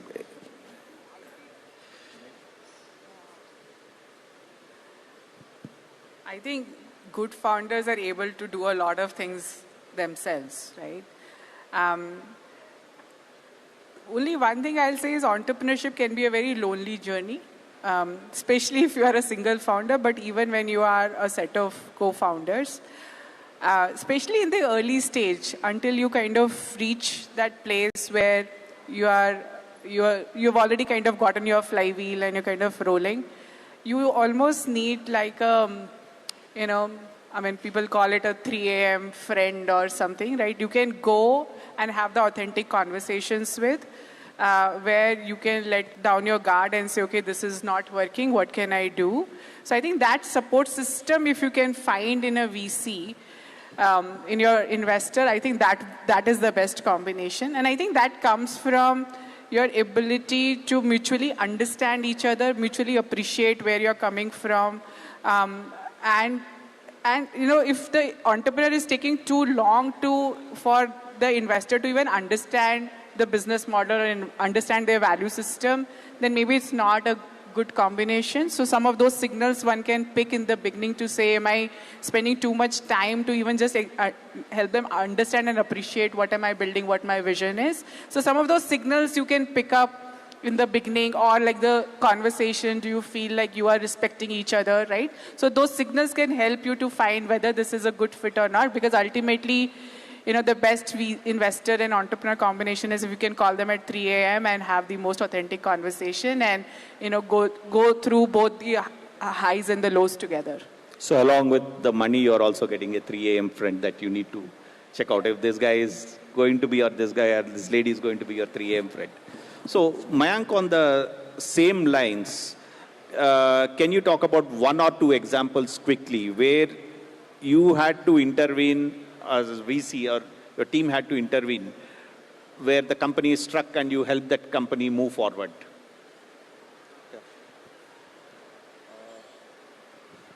Maybe I'll speak about a couple of companies that we are actively evaluating right now as we speak. We are at the closure stage. But the strategy that the promoter had in mind for geographical expansion was more scattered in nature. Right? And so far, they have done well on that strategy. They have some 20-odd outlets spread across multiple cities. Right? From our experience, we have understood that a cluster-based approach in a retail setup works better than a scattered approach. And this we have seen working well for two of our portfolio companies. One, of course, is Kushals. The other one is CityCard. Both of them have scaled up the business, Kushals to a 400 crore number, CityCard close to 1,000 crores, focusing only on specific geographies.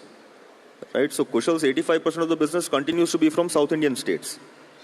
Right? CityCard presence is only in 3 to 4 states in North. Right? And after we introduced this particular founder to these two founders, he understood the importance of creating a cluster and not spread out too wide. Right? It becomes very capital efficient if you have a cluster. It becomes monitoring becomes easier. So those kind of interventions are required from time to time whenever the promoter is experimenting with something new. Now here he was experimenting with geographical expansion. So there we had to intervene and show him the right direction. Right? Once he has identified those geographies where he wants to create clusters, then from our side there will not be any operational interference. But then showing him the right direction is something that we have to do from time to time. So that again goes back to compounding the wisdom which we acquire from our own portfolio companies. Absolutely. That's a great example. It's not just after you invest, it's even before you invest, you actually help the companies, you start helping the companies. And that's how you also show value. So Subir, you talked about the alpha founder, right? So when do you, but at the same point of time, as a VC, our fiduciary duty is also towards our investor. So when is the time you decide to step in, or when is the time, any examples where you said, hey, let the founder make this mistake, learn, and then get up and we'll support the founder through this process? I think that again happens through a lot of conversation. So I think you have a lot of conversation in the initial part of the journey where you can share your learnings very early on, and you will see by sample set whether an individual chooses to implement that or go ahead down their path and make that mistake. And I think if it happens once, twice, I think by the third time they will realize that, okay, these people or this firm or this set of people know what they're talking about, because the alpha will never listen to you. Okay, if you pick somebody who listens to you, he's not an alpha. Okay, and we don't want to back non-alphas, right? So I think it's again just a lot of conversation. It's over communication is better than under communication, and that also in the early part of the journey, I mean, he said the relationship is very long. The way I put it is the average investor, early stage investor and founder relationship is longer than the average American marriage. Okay. Now, if that is the case, in that instant, Chat Mangni Pat Biya will result in big problems. Okay. So we have to go on honeymoon, many of them. We have to spend time. We have to get to know each other. We have to date. We have to set expectations. Speed dating doesn't work. Doesn't work. And 2020 taught us that. So it takes its time and effort, but I think most good folks will figure out a working relationship. Not to say things don't go wrong. Things do go wrong. I've been in situations where things go wrong. But I think it just depends on each person's personality type. There are certain personality types that you just need to leave them alone and they'll figure it out. There are certain personality types that themselves will come to you and say, hey, I need you to step in and help me out. And then there are some personality types who are just, for a lack of a better word, dheet. Right? At that point in time, you just have to send in the army, right? And say enough is enough, right? Great points. And again, I think a lovely conversation. I'm sure the founders over here who are in the audience have picked up a lot of nuggets. Of course, everybody will have to go through their own journey. But again, I would like to, being part of Hyderabad Entrepreneurial Summit, and each one of you, probably Mayank, you are still looking for the right investment in Hyderabad. Now, all of you have made investments in Hyderabad. But the fact is that today, probably the big three cities take about 80 to 85% of the funding. And that's where we see a lot of startups also coming in from. But since you have been involved in the Hyderabad entrepreneurial ecosystem, what, according to you, should Hyderabad do more or the ecosystem do more to have more startups coming out of Hyderabad and come on to probably tier 1 even in this list? Starting with you, Subir. I think it's a lot more exposure. I think the exposure that founders in Bombay, Bangalore, or Delhi for that matter, Gurgaon, I mean, I say Delhi interchangeably, but people get very worked up. But, NCR as a block, I think it's just exposure. And if I were to leave one nugget over here is just invite as many successful founders, whether they are from traditional industries, non-traditional industries, from the Middle East who are successful. Like, for example, there's a big fintech company in the Middle East called Tabby. It's the biggest fintech company in the Middle East, right? Invite him to Hyderabad. Like, make him meet fintech founders in Hyderabad, right? And that exposure to what to do, how to do. Get the OpenAI guys to come here. Get, Jensen Young is coming, I think, sometime later this year or next year to India again. Like, get him to Hyderabad, yeah? I'm sure NVIDIA has a big center over here as well. Yeah, get him to Hyderabad. Like, get the founders to meet people, expose them, get them to understand what kind of personality type you need to be to, just like build. It's just exposure, honestly. No, the pattern I see in, say, even, for example, in a Bombay or a Delhi, right? Not just Bangalore for that matter.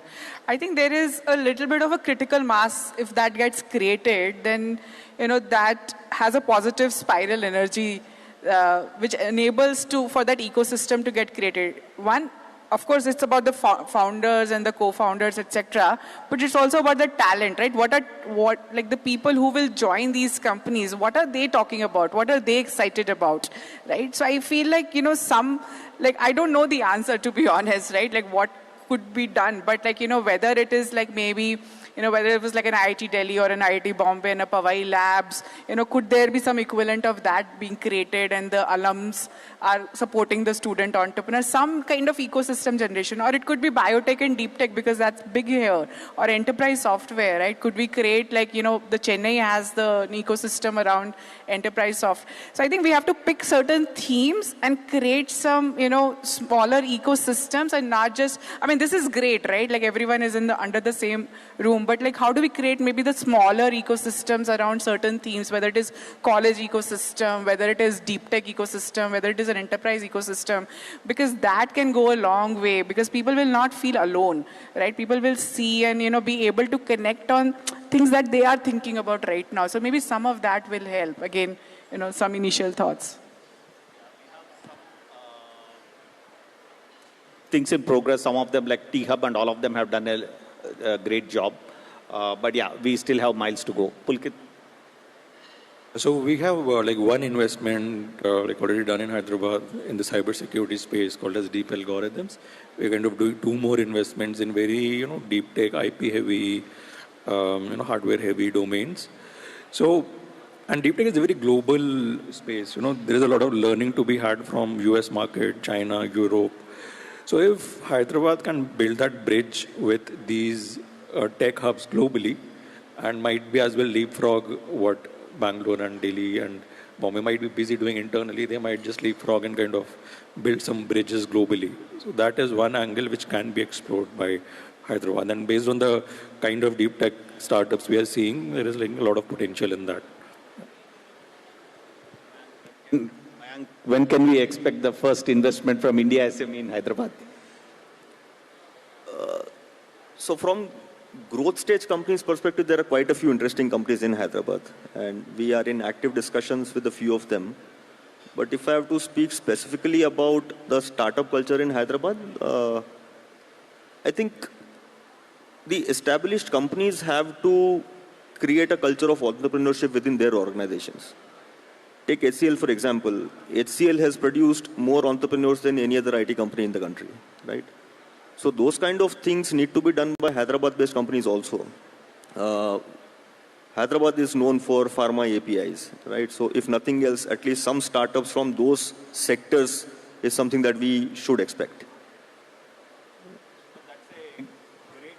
That's a great point. With that takeaway that more local capital should flow and encourage startups. I would like to thank you all for coming all the way and for sharing your experience and your examples of your investments over here with the entire ecosystem. I'm sure there would be a lot of people who would like to interact with you off stage. They will be there for some more time. I would definitely suggest that you use their time in Hyderabad to figure out and pick some more nuggets of wisdom. Thank you. Thank you, Subir, Namita, Pulkit, and Mayank. Thank you all.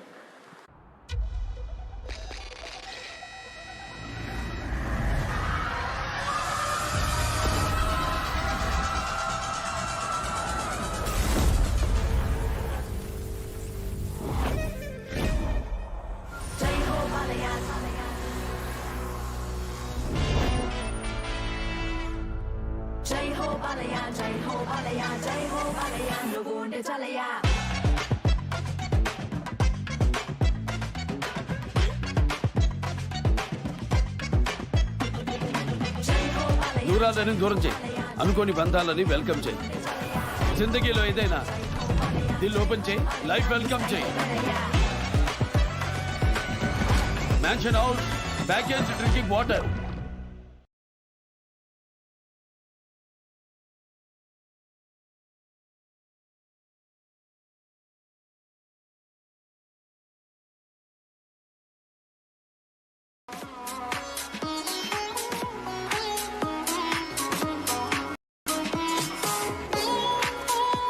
Mayank Nayak, and of course Kiran Chandra Kuluri for his excellent moderation.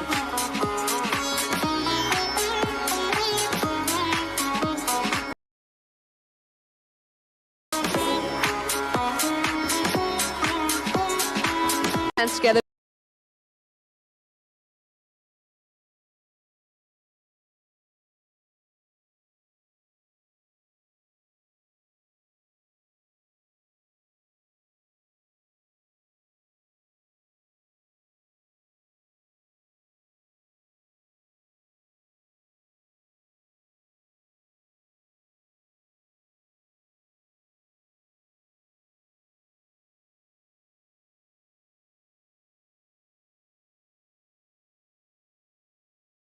Please, for our panel.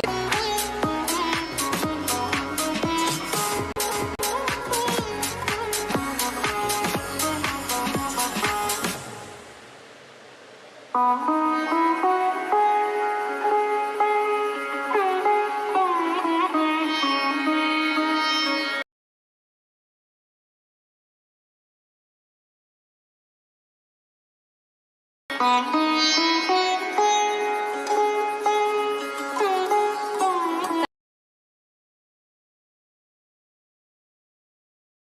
doing the honors.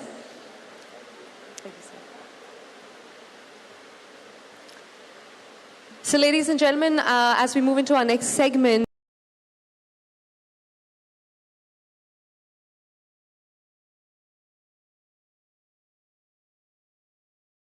we'll just get the stage cleared really quick. There's a very interesting video that we'd like you all to have a look at. Just bear with us a minute while we clear the stage.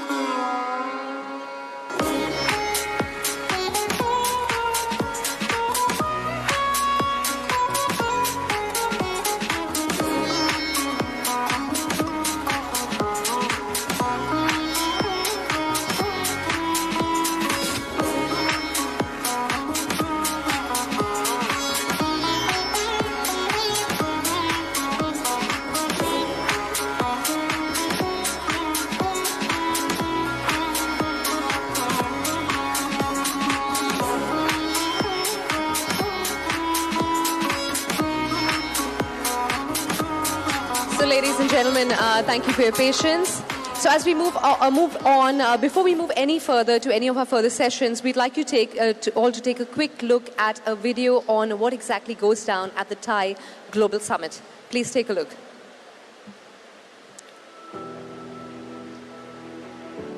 Rajasthan के पास natural resources का भंडार है, राजस्थान के पास आधुनिक connectivity का network है, एक समृद्ध विरासत है, एक बहुत बड़ा लैंडमार्क है और बहुत ही समर्थ युवा शक्ति भी है।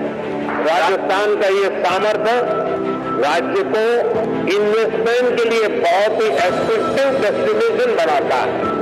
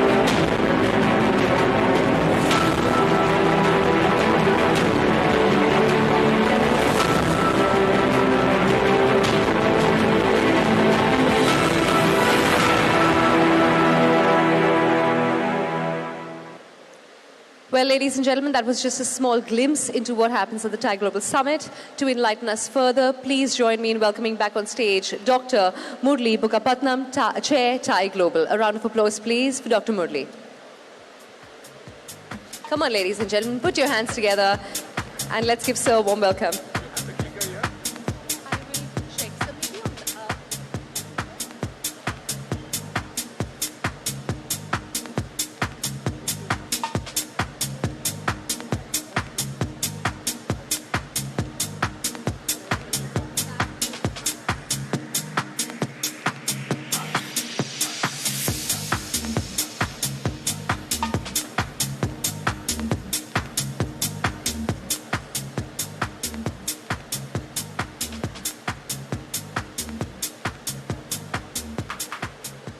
Guys,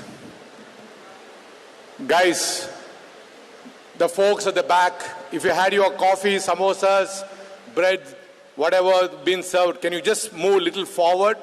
I will not take more than 5 minutes. I'm here to talk to you about the Thai Global Summit, January 4th, 5th, 6th, in the state of Rajasthan, in the city of Jaipur.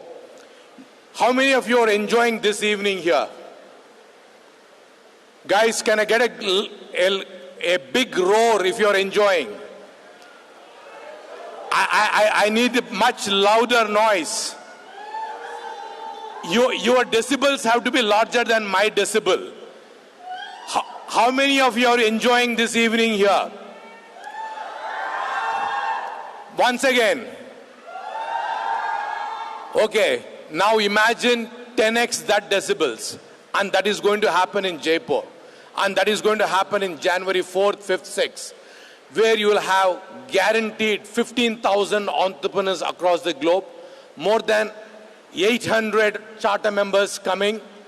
This is our annual event where all the chapters, 68 chapters coming together. This is the kind of numbers which you're going to see at the Global Summit, right? We are a network of more than 18,000 and we are a community of 55 lakh people. You know, we are going to create many, many entrepreneurs. Please come be part of Thai Global Summit in Rajasthan. It is going to be technology, it is going to be growth, it is going to be sustainability. This is where we're going to go deep, we're going to go wide. We are focusing on AI, ML, deep tech, fintech, e-commerce, agri-tech, health tech, prop tech, AVGC, media tech, and sports tech. So any entrepreneur, every entrepreneur will be addressed here. We will have more than 10,000 attendees. We already have 2,200 registered. We will be having 500 plus investors. We have 150 already registered. We have 300 plus exhibitors. We have 70 plus exhibitors already taken the space. We have 100 plus sessions. We have more than 100 plus pitches for the startup entrepreneurs. So if you are an entrepreneur, if you want to be one place, and this is the place where you want to be. This is an area for founders, students, for accelerators, platform, constellates. You name an ecosystem player, you ought to be at the Thai Global Summit. So please mark your calendars, January 4th, 5th and 6th. This is the largest. I want to say one shocking statistic for you. Never in the history of Thai Global Summit, a particular state has come forward and sponsored 15 crore of rupees. State of Rajasthan has sponsored 15 crore. Yes, it requires a huge round of applause. That shows the power of entrepreneurship. That shows why the government of Rajasthan, why the central government, both, I know Pradeep Mittal will be very happy to hear this. Modi ka sarkar is behind entrepreneurs in this particular case in the very first time. We need to back the government when we all can show up and ensure that we truly become Vikasit Bharat. As you all know, this will be a place where we will have exclusive, networking opportunities, pitch sessions, panel discussions, and keynote sessions. So I request each and every one of you, especially those backbenchers out there, I see an orange shirt. Please, such entrepreneurs have to be at the Jaipur. You got to be, be part of this so you can enjoy the Thai Global Awards, the cultural experience. Spouses, you can be part of the Thai Rajasthan shopping experience. We are organizing special events for you to shop in the cities of Jaipur. This is an experience you will not regret. So I request all of you to block your calendars and come be part of it. So these are the speakers. As you can see, we have Bhajanlal Sharma, Honorable Chief Minister of Rajasthan. Chandrababu Naidu Garu from the neighboring state, the Chief Minister has confirmed Rajvardhan Singh Rathore, Smriti Irani and Lokesh Nara. We have speakers Sunil Shetty, Chuck Collins, Virendra Sehwag, Vijay Amrutraj, Ricky Cage. They're all confirmed speakers. Kanwal Rekhi, Manu Rekhi, Mohan Das Pai, Vinit Rai, Pramod Basen, right? So you name a speaker of, a fortitude and pizzazz, we will be there at the Thai Global Summit. So I request you all to be part of this large gathering in Rajasthan. If you have not heard about it, please go to thaiglobalsummit.org, register yourself. There is discounts. Kanu, who is from Rajasthan chapter, who is the ED, Kanu, wave your hand to all the people. You see the beautiful lady in the sari here. She has a booth. So she will ensure that you will be seamlessly registered for the Thai Global Summit today and tomorrow. So please reach out to her, any questions which you may have, and I look forward to seeing you all in the Rajasthan. See, so many speakers are already registered. My God, that is a lot of keynote speakers you already got, Kanu. I'm very, very impressed. Guys, let's give a big hand to Thai Global Summit organizers and see you all in Jaipur. Thank you.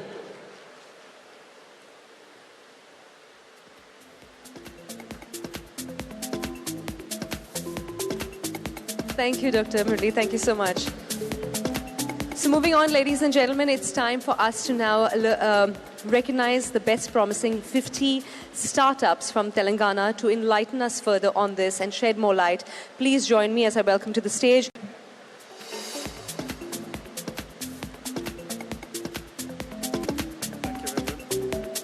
Thank you, everyone.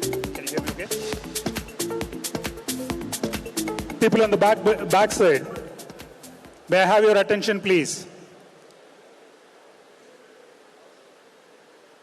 You all heard the other Murli come and pitch for Rajasthan, right? Thank you, Murli Bukpatnam, Global Chair. You have to do that for you because Rajasthan is important for Thai Global. Right, now I'm going to reverse that, right? I'm going to pitch for Telangana. I'm going to pitch for Hyderabad. I'm going to pitch for Telangana. How many of you want to listen to this? Thank you. So 50 is a list of numbers, names of the companies that we have. There's a little bit of excitement that we have built up before we unveil that list, right? May I have the video for Thai 50 played? It'll take just a minute to understand what we have done, and then I will do a small presentation followed by that.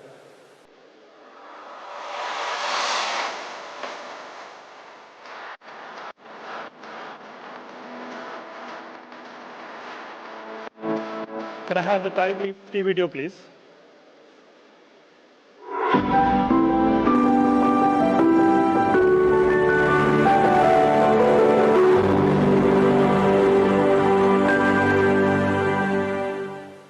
Hello, this is Murli Kakarla, Vice President at TiE Hyderabad. For 26 years, TiE Hyderabad has been nurturing ideas, mentoring entrepreneurs, and shaping the startup DNA of Telangana. And this year, with a vision to spotlight the state's most promising ventures, TiE presents TiE 50. It's not just a list, it's a collective aspiration of dreamers, builders, and believers who are redefining what's possible. Behind every name on this list lies a process, precise, transparent, and rigorous. A playbook crafted through hours of deliberation, audited independently at every stage, and powered by data, insight, and integrity. Days it turned into nights for analysis, startups presented, jurors debated, and perspectives collided, all in the pursuit of one goal: to find the 50 ventures that truly embody the future of innovation. Each company a story of resilience, each idea a spark of transformation. Together, they represent the bold new face of Telangana's entrepreneurial ecosystem. To our partners, jurors, and every contributor who made this journey possible, thank you for believing in the vision. This is TiE 50, a celebration of excellence. Thank you.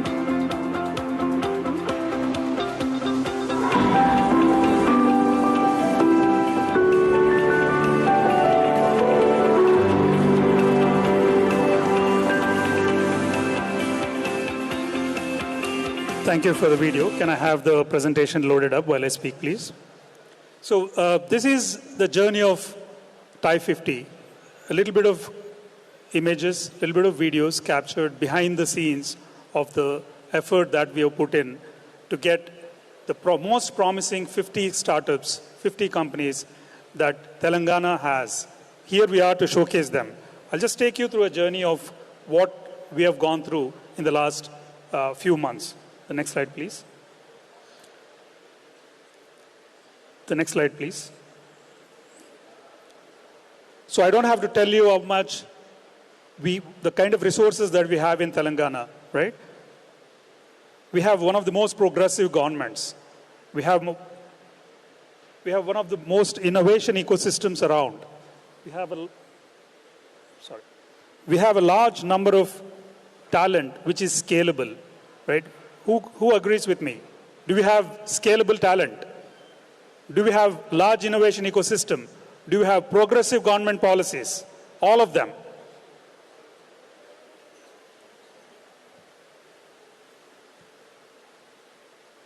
Sorry, there's something missing here, I guess. Looks like the pointer is missing, but I'll keep going. So Telangana, this is a state where we have a lot of progress, a lot of innovation ecosystem partners that we have just signed a MOU with, right? Apart from this, we have plenty of affordable talent that is scalable. Any institution that wants to do a large number of disturb here and there, I guess it gets in. So we also have a strong rooted ecosystem. It's not like we don't have an ecosystem. We have a very strong rooted ecosystem. We have seen ecosystem partners come up and then sign the MOU right now. We have so many out there. What was missing? There was nothing missing. Here we are trying to see if we can do a little bit of motivation. We're adding a little bit of nurture to the ecosystem so that we can start cultivating the crop. Why? Just to add a little bit of motivation, a little bit of nurture to the ecosystem, we have created a program that will give all of you access to a promising 50, fast-growing 50 companies that are based out of Telangana. We called it TIE Hyderabad, TIE 50, but they're across Telangana. Some of the ways that we wanted to promote the 50, not just the 50, but all the entrepreneurs is celebrating them with awards, celebrating them with a distinction, celebrating their outstanding achievements. You will see distinction awards coming up. You will see outstanding awards coming up after we have done the TIE 50. Now, how did we get there? How did we get there? There's a little bit of story behind it. I'm sure all of you want to understand how many companies applied, what we have done behind the scenes. We opened up applications. We were expecting maybe 200 applicants to come in. We were overwhelmed when double the applications were submitted. This was after a lot of deliberation by the team members. I will introduce the team members to you. We made sure the application is less than 5 minutes. You can fill in an application in less than 5 minutes. We don't want startups to spend a lot of time filling up these applications. It was one application, quickly took 5 minutes to fill. We received close to 400 applications.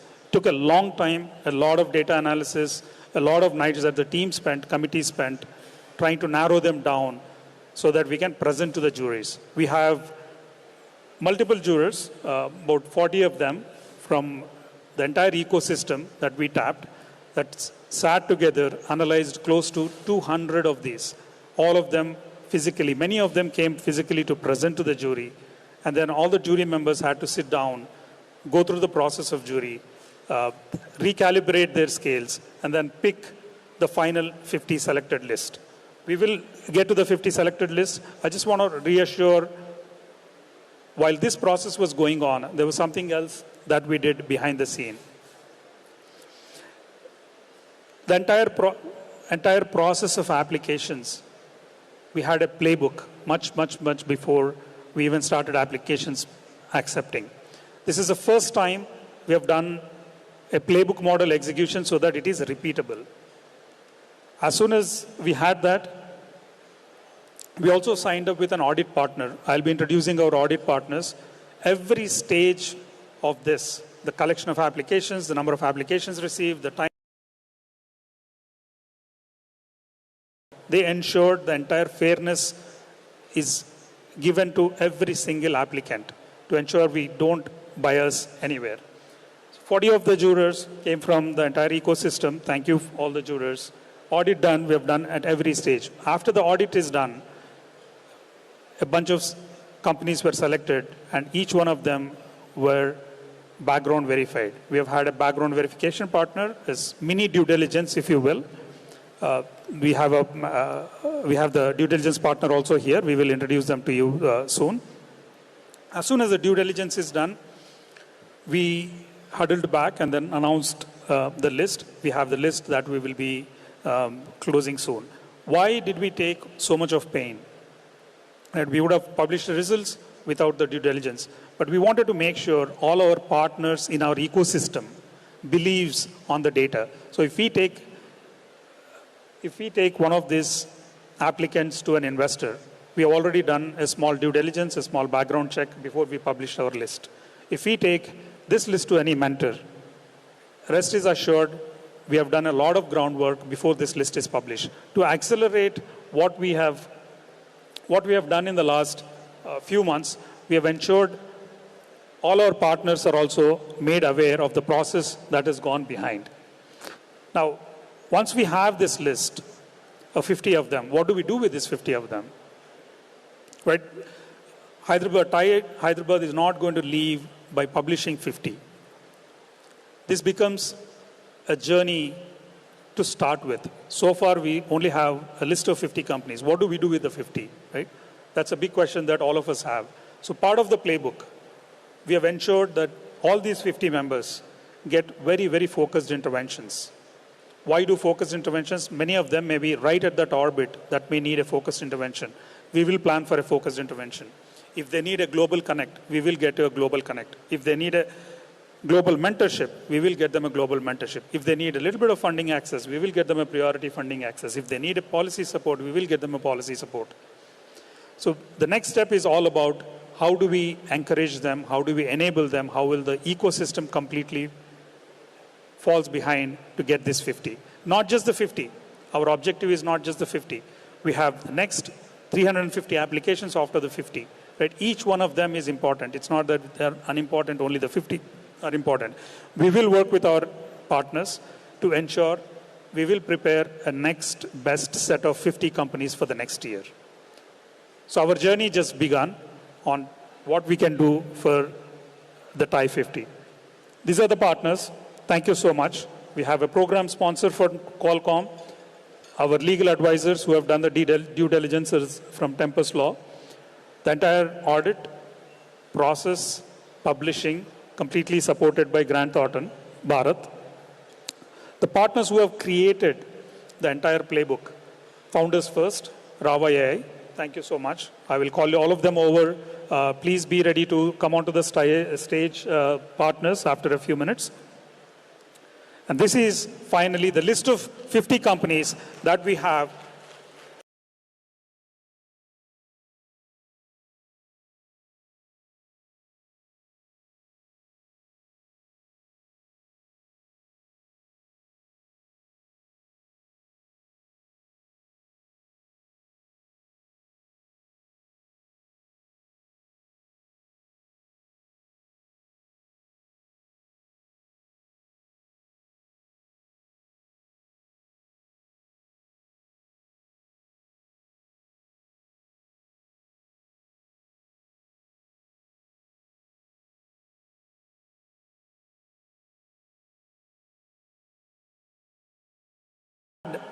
A little bit of motivation little bit of nurture to the ecosystem, we have created a program that will give all of you access to a promising 50, fast-growing 50 companies that are based out of Telangana.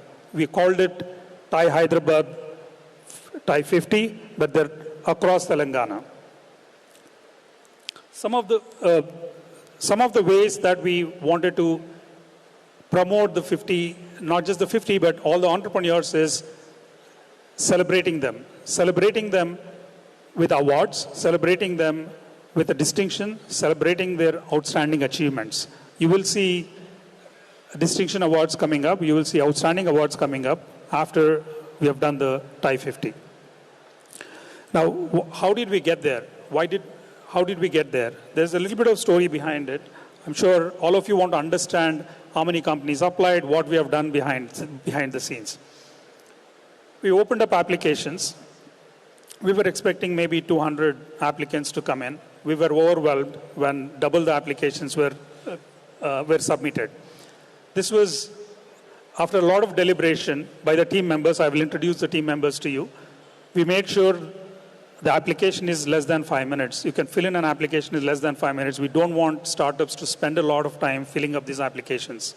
It was one application, quickly took 5 minutes to fill. We received close to 400 applications. It took a long time, a lot of data analysis, a lot of nights that the team spent, committee spent, trying to narrow them down so that we can present to the juries. We have multiple jurors, about 40 of them from the entire ecosystem that we tapped, that sat together, analyzed close to 200 of these, all of them physically. Many of them came physically to present to the jury, and then all the jury members had to sit down, go through the process of jury, recalibrate their scales, and then pick the final 50 selected list. We will get to the 50 selected list. I just want to reassure, while this process was going on, there was something else that we did behind the scene. The entire process of applications, we had a playbook much before we even started applications accepting. This is the first time we have done a playbook model execution so that it is repeatable. As soon as we had that, we also signed up with an audit partner. I'll be introducing our audit partners. Every stage of this, the collection of applications, the number of applications received, the time, they ensured the entire fairness is given to every single applicant to ensure we don't bias anywhere. 40 of the jurors came from the entire ecosystem. Thank you, all the jurors. Audit done, we have done at every stage. After the audit is done, a bunch of companies were selected, and each one of them were background verified. We have had a background verification partner, as mini due diligence, if you will. We have the due diligence partner also here. We will introduce them to you soon. As soon as the due diligence is done, we huddled back and then announced the list. We have the list that we will be closing soon. Why did we take so much of pain? And we would have published the results without the due diligence. But we wanted to make sure all our partners in our ecosystem believes on the data. So if we take one of these applicants to an investor, we have already done a small due diligence, a small background check before we publish our list. If we take this list to any mentor, rest is assured, we have done a lot of groundwork before this list is published to accelerate what we have done in the last few months. We have ensured all our partners are also made aware of the process that has gone behind. Now, once we have this list of 50 of them, what do we do with these 50 of them? Right? Hyderabad is not going to leave by publishing 50. This becomes a journey to start with. So far, we only have a list of 50 companies. What do we do with the 50, right? That's a big question that all of us have. So part of the playbook, we have ensured that all these 50 members get very, very focused interventions. Why do focused interventions? Many of them may be right at that orbit that may need a focused intervention. We will plan for a focused intervention. If they need a global connect, we will get a global connect. If they need a global mentorship, we will get them a global mentorship. If they need a little bit of funding access, we will get them a approach. And this we have seen working well for two of our portfolio companies. One, of course, is Kushals. The other one is CityCard. Both of them have scaled up the business. Kushals to a 400 crore number, CityCard close to 1,000 crores, focusing only on specific geographies. Right? So Kushals, 85% of the business continues to be from South Indian states. Right? CityCard presence is only in 3 to 4 states in North. Right? And after we introduced this particular founder to these two founders, he understood the importance of creating a cluster and not spread out too wide. Right? It becomes very capital efficient if you have a cluster. It becomes monitoring becomes easier. So those kind of interventions are required from time to time whenever the promoter is experimenting with something new. Now here he was experimenting with geographical expansion. So there we had to intervene and show him the right direction. Right? Once he has identified those geographies where he wants to create clusters, then from our side there will not be any operational interference. But then showing him the right direction is something that we have to do from time to time. So that again goes back to compounding the wisdom which we acquire from our own portfolio companies. Absolutely. That's a great example. It's not just after you invest, it's even before you invest, you actually help the companies, you start helping the companies. And that's how you also show value. So Subir, you talked about the alpha founder, right? So when do you, but at the same point of time, as a VC, our fiduciary duty is also towards our investor. So when is the time you decide to step in, or when is the time, any examples where you said, hey, let the founder make this mistake, learn, and then get up and we'll support the founder through this process? I think that again happens through a lot of conversation. So I think you have a lot of conversation in the initial part of the journey where you can share your learnings very early on, and you will see by sample set whether an individual chooses to implement that or go ahead down their path and make that mistake. And I think if it happens once, twice, I think by the third time they will realize that, okay, these people or this firm or this set of people know what they're talking about, because the alpha will never listen to you. Okay, if you pick somebody who listens to you, he's not an alpha. Okay, and we don't want to back non-alphas, right? So I think it's again just a lot of conversation. It's over communication is better than under communication, and that also in the early part of the journey.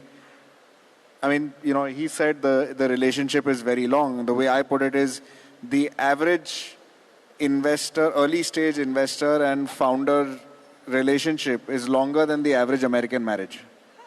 Okay. Now, if that is the case, in that instant, Chat Mangni Pat Biya will result in big problems. Okay. So we have to go on honeymoon, many of them. We have to spend time. We have to get to know each other. We have to date. We have to set expectations. Speed dating doesn't work. And 2020 taught us that.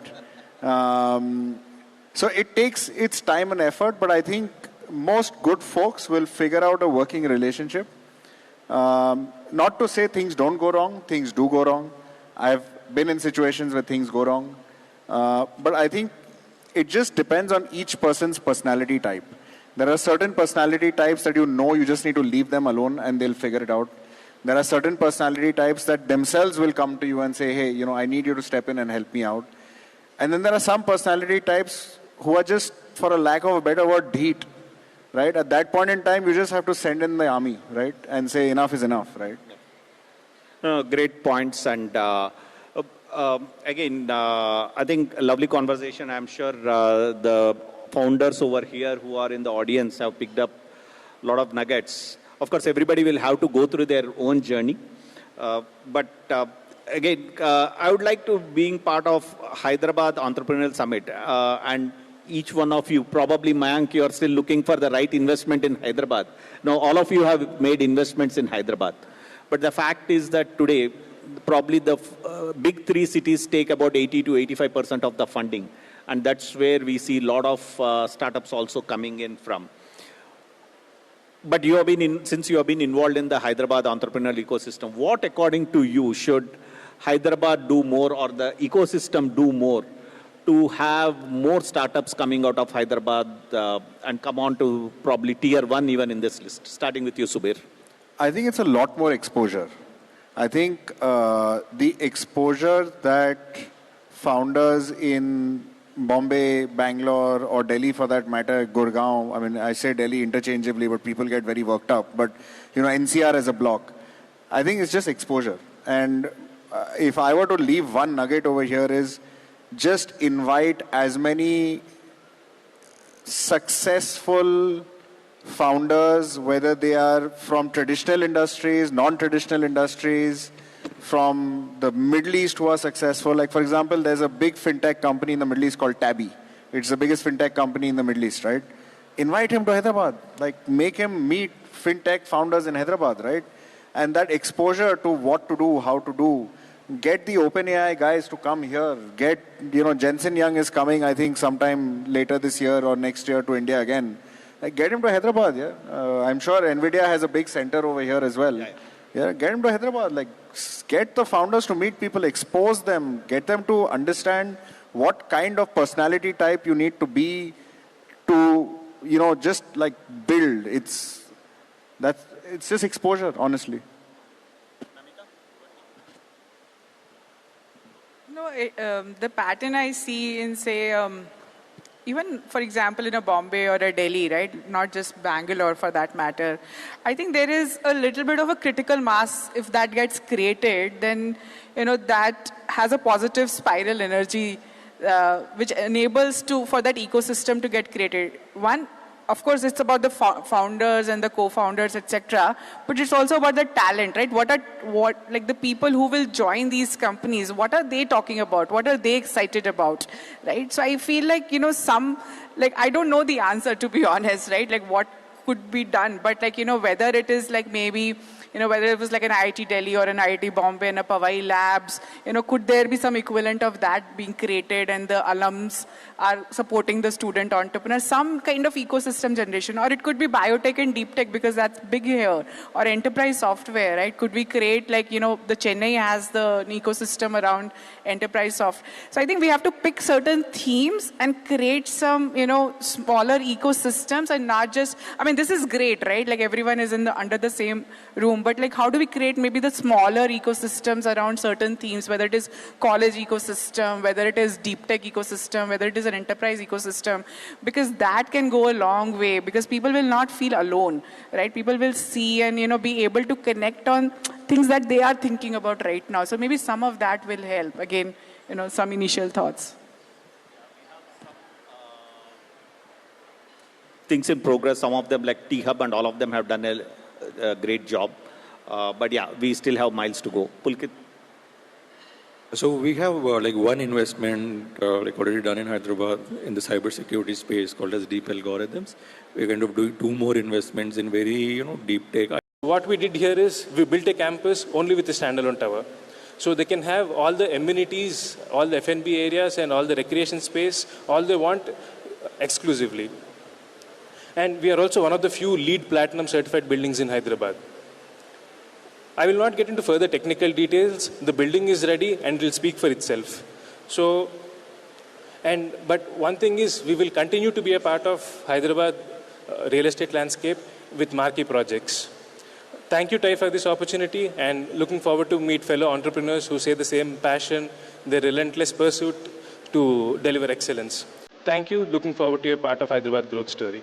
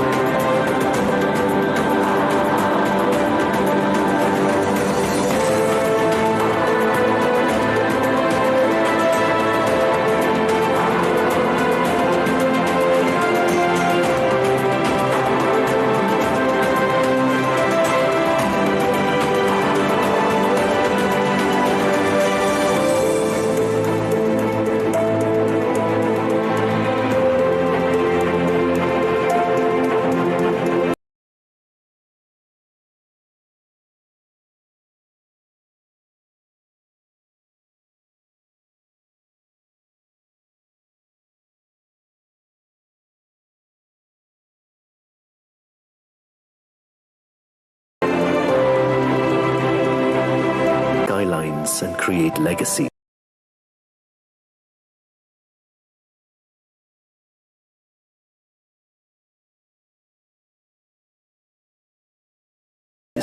Evoking awe since 2008, EIPL Group has been known for crafting exceptional homes in prime locations, created with precision and intent. River Edge, a resort-like community that redefines riverside living. La Paloma, where luxury and peace coexist in perfect harmony. Cornerstone, 10 majestic towers that celebrate community living. And now, Treasure Trove, an ultra-luxurious villa community at Tukuguda, defined by a design philosophy of endless life, light, and nature. It's a project taking shape for achievers who turn ambition into legacy. Luxury at EIPL is delivered through biophilic design with pace, precision, and the promise of EIPL standard delivery. EIPL Group, building trust and creating landmarks.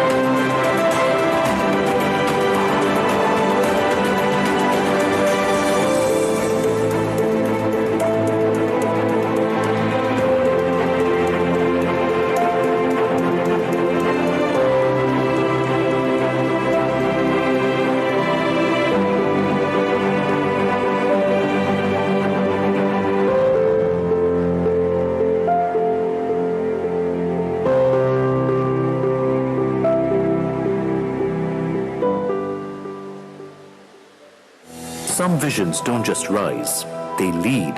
They redefine skylines and create legacies.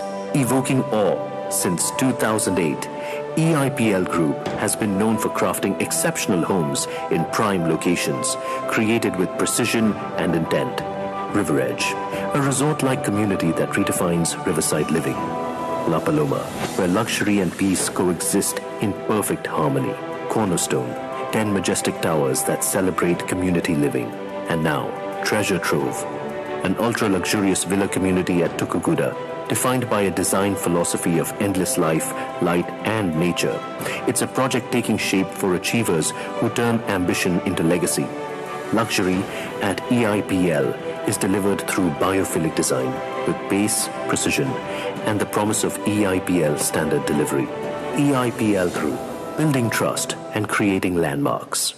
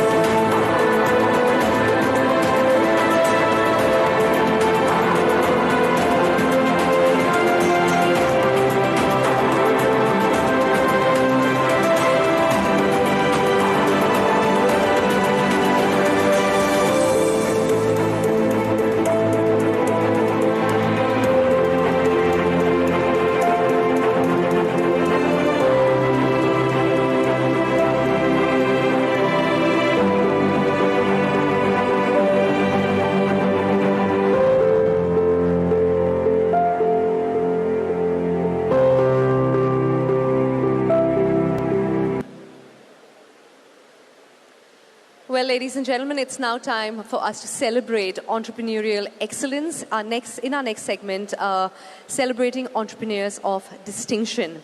To take the segment forward, I'd like to welcome to the stage Mr. Abhijit Banerjee, partner, Upvisory, and Mr. Srinivas Kolipara, founder, Biome on stage. Let's give them a warm welcome, ladies and gentlemen. If you could put your hands together, please, and welcome Mr. Abhijit Banerjee and Mr. Srinivas Kolipara. Come on, ladies and gentlemen, let's hear some applause in the hall. Welcome, gentlemen. I would like to request Mr. Banerjee. I'd like to request Mr. Banerjee to please say a few words. Thank you. Thank you for inviting us to the dais.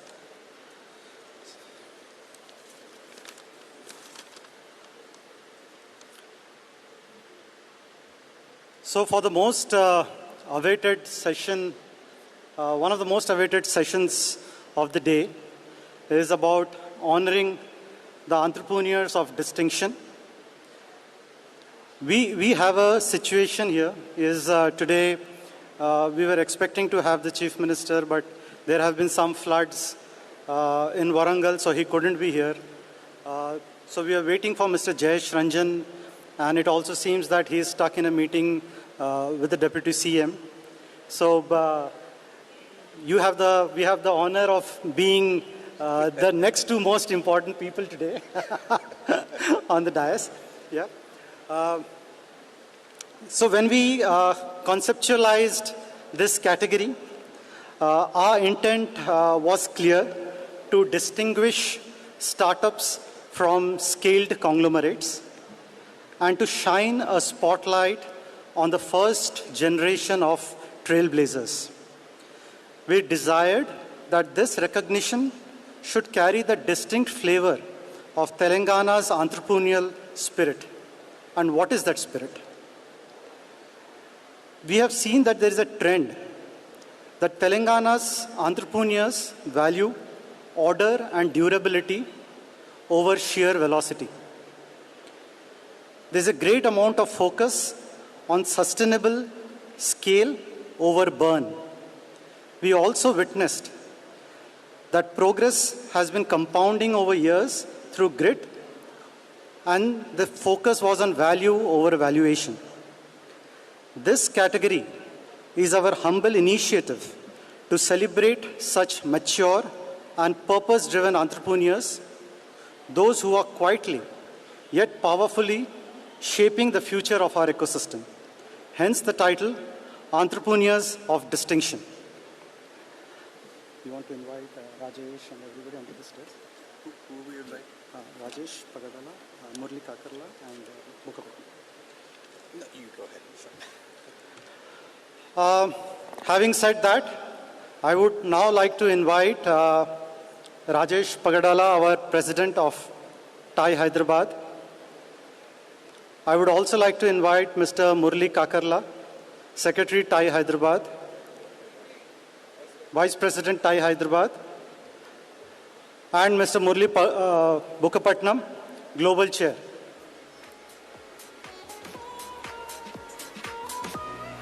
This award is also powered by Upvisory. I would like to invite Mr. Anuj Kapoor and Mr. Prashant Menon, who are representing Upvisory, to come onto the dais. Ladies and gentlemen, put your hands together, please, and let's welcome these gentlemen to the stage with a round of applause, please.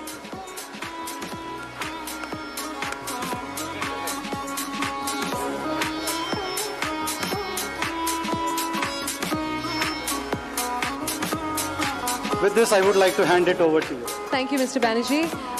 Before we go into recognizing these entrepreneurs of distinction, I would like to request Mr. Prashant Menon, partner, Upvisory, to please share with us the purpose of the recognition.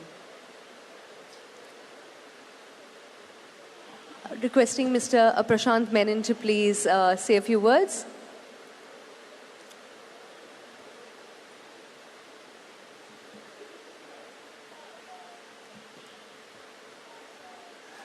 Thank you, Tai, for giving us an opportunity to host, to be the support for this program. Upvisory is a boutique investment banking firm. We have been associated with Tai in helping the ecosystem grow and to support in processes and wherever we could bring in value to the Hyderabad ecosystem. Thanks for giving us an opportunity to be part of that. Thank you. Thank you, sir. So, ladies and gentlemen, as we celebrate these stalwarts and recognize these entrepreneurs of distinction, our only request to you is that you applaud loudly for each of them as they come up on stage. To begin, let's put our hands together, please, for Aditya Vucci, founder, Mediamint. A huge round of applause, please.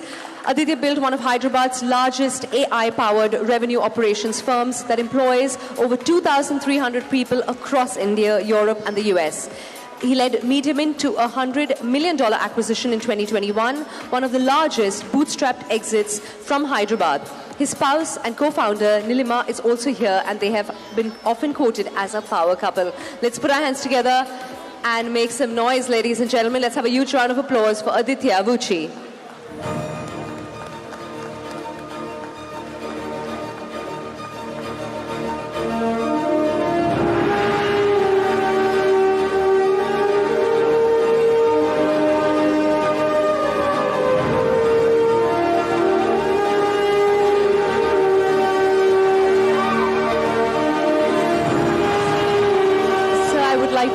Request you to please stay on stage.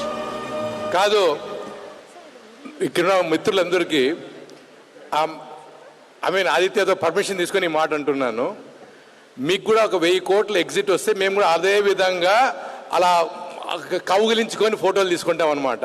So let Aditya story be the motivation for each and every one of you. Guys, I want you guys to give a big round of applause. Mana Hyderabad HPS Vidyarthi, most successful in the recent history. Aditya, I'm truly honored and I'm so damn happy that you are making Hyderabad proud. And not only that, you are putting the money back into the city. That is the most important thing. So thank you very much.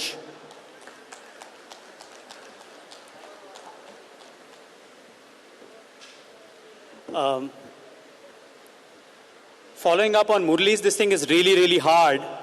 But I was told yesterday that I have to give like a 30-second speech. So I prepared it. And because I prepared it, I decided that I have to speak it. First of all, thank you to the government of Telangana, TIE Hyderabad, Nilima, my wife, she's here, my partner in crime at Mediamint, my family, and all of the teams from Mediamint, Dusra, Zipper, that made this possible. I'm really grateful for the recognition. Hyderabad in some ways feels like a founder's sweet spot. I think Abhijit talked about deep operator talent, high ambition, and a community that shares playbooks without ego. Looking ahead, Nilima and I are doubling down, as Murli mentioned, with VC Mint, and we commit to back resilient founder-first teams, open doors when it matters, and pass on the insights we've earned during our journey. I'm also committed to being available, to listen, to nudge, and to help Hyderabad create global category leaders. Thank you for trusting me with this one, guys. Thank you so much. Thank you, Aditya, and congratulations again. Up next, ladies and gentlemen, let's make some noise and welcome to the stage Dr. D. Srinivasa Reddy. Let's have a huge round of applause for Dr. D. Srinivasa Reddy, founder of Optimus Pharma. He established Optimus Pharma in 2004 as a fully integrated pharmaceuticals company exporting to over 60 countries and developed India's first indigenous API during COVID and was recognized at the Indian Pharma Awards 2023 for excellence in bulk drug manufacturing. Let's put our hands together one more time, ladies and gentlemen. Keep that applause coming for Dr. D. Srinivasa Reddy.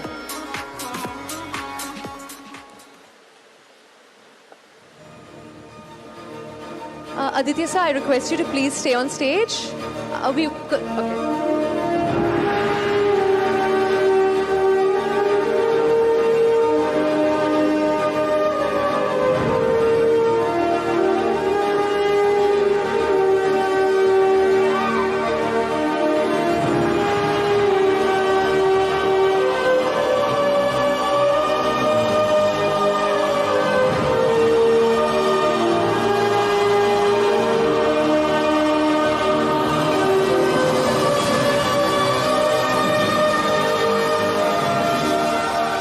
Dr. Reddy say a few words.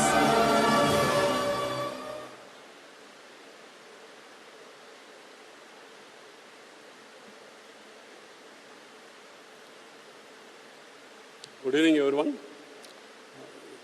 So I'm deeply honored to receive this recognition from TI Hyderabad.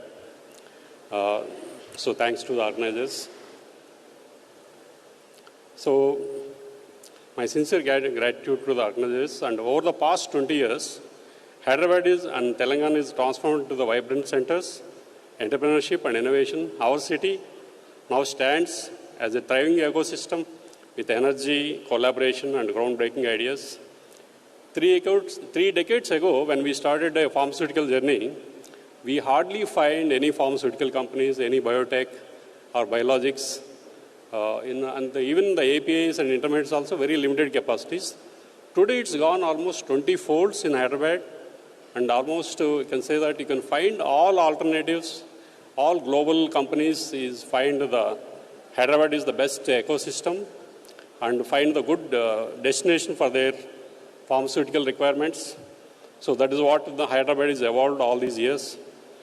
So at Optimus, I always thankful to my team, but the team we founded and our journey started 20 years back, and still they are struggling, still they are working hard, and they are contributing to the nation and as well as the global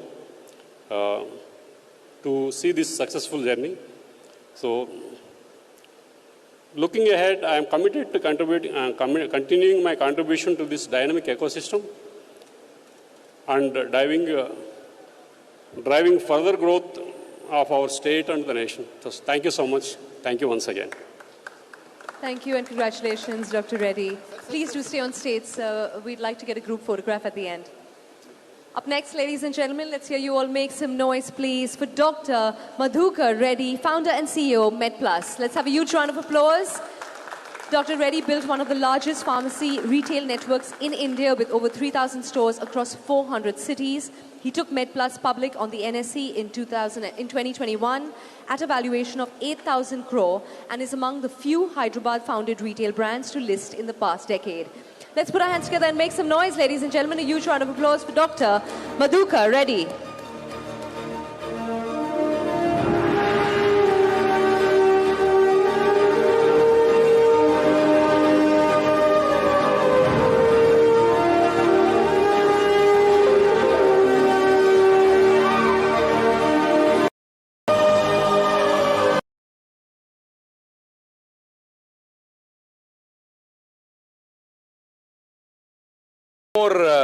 Telugu, how crazy of an entrepreneur you are and how you pitched. And I guess within a matter of 1 hour, they were able to write checks. And absolutely so privileged that I became friend of yours. It is a different matter that you don't answer my phone calls as often as you answer, Rajesh Pagadala's phone calls, but that's a different story. I want to say that as a global chairman, once in a while, please answer my phone calls. But if there is one value, one character you all want to take is, irrespective of how much successful you become, never give up trying and try to, disrupt different industries. Madhukar, I've seen disrupt furniture industry, group buying industry, pharma industry, diagnostic space, insurance space. I mean, he will just go, do it different ways. But at the end of the day, one of the finest entrepreneurs I have come across in my life. Madhukar, thank you. And Madhukar's soft power I saw. And after this, you all may applause. I was sitting in Starbucks having a cup of coffee. One of the most prominent politicians walks up to him, and Madhukar, doesn't even get up. That politician who was a minister at that time was so humble that Madhukar is even willing to shake in hand. Madhukar says, I will come and talk to you later at this thing. So the message is, when you become successful, when you can command thousands of jobs, you can tell what you want and politicians and policy makers will listen. Madhukar, for that, I am proud of that fact. This deserves a big round of applause, you guys.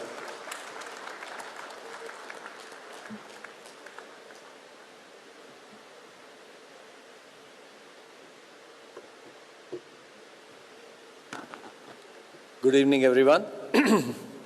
Thank you very much for this incredible honor.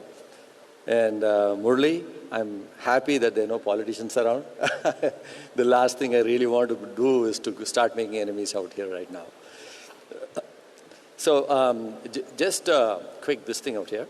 When I started this journey, I had nothing but an idea and a belief that we could actually make a difference here.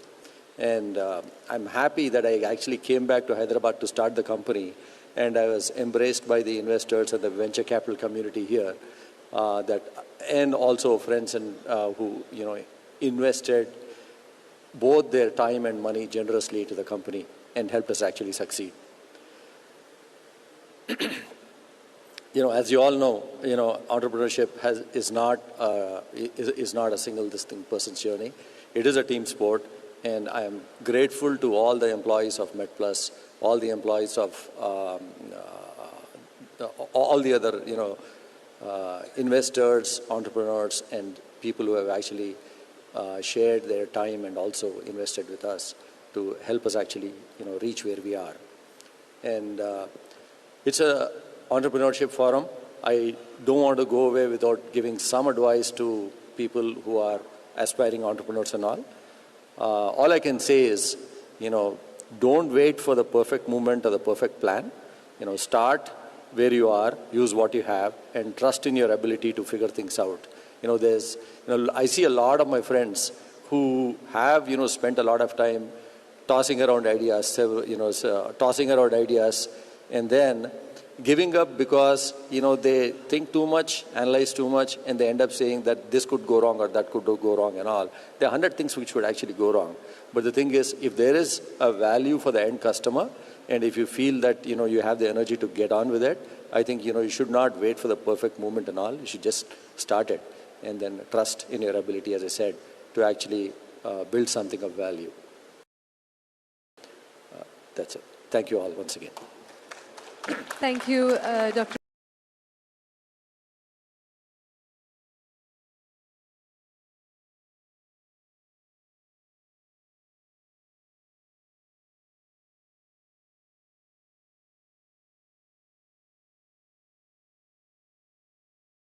And congratulations once again.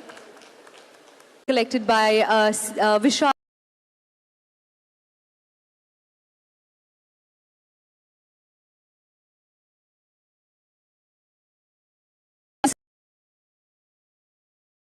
Which is now a key constituent. He has been conferred as India's emerging business leader in education by Ernst & Young. Ladies and gentlemen, the hall is way too silent as we celebrate excellence. Let's put our hands together and make some noise. Keep that applause coming, please.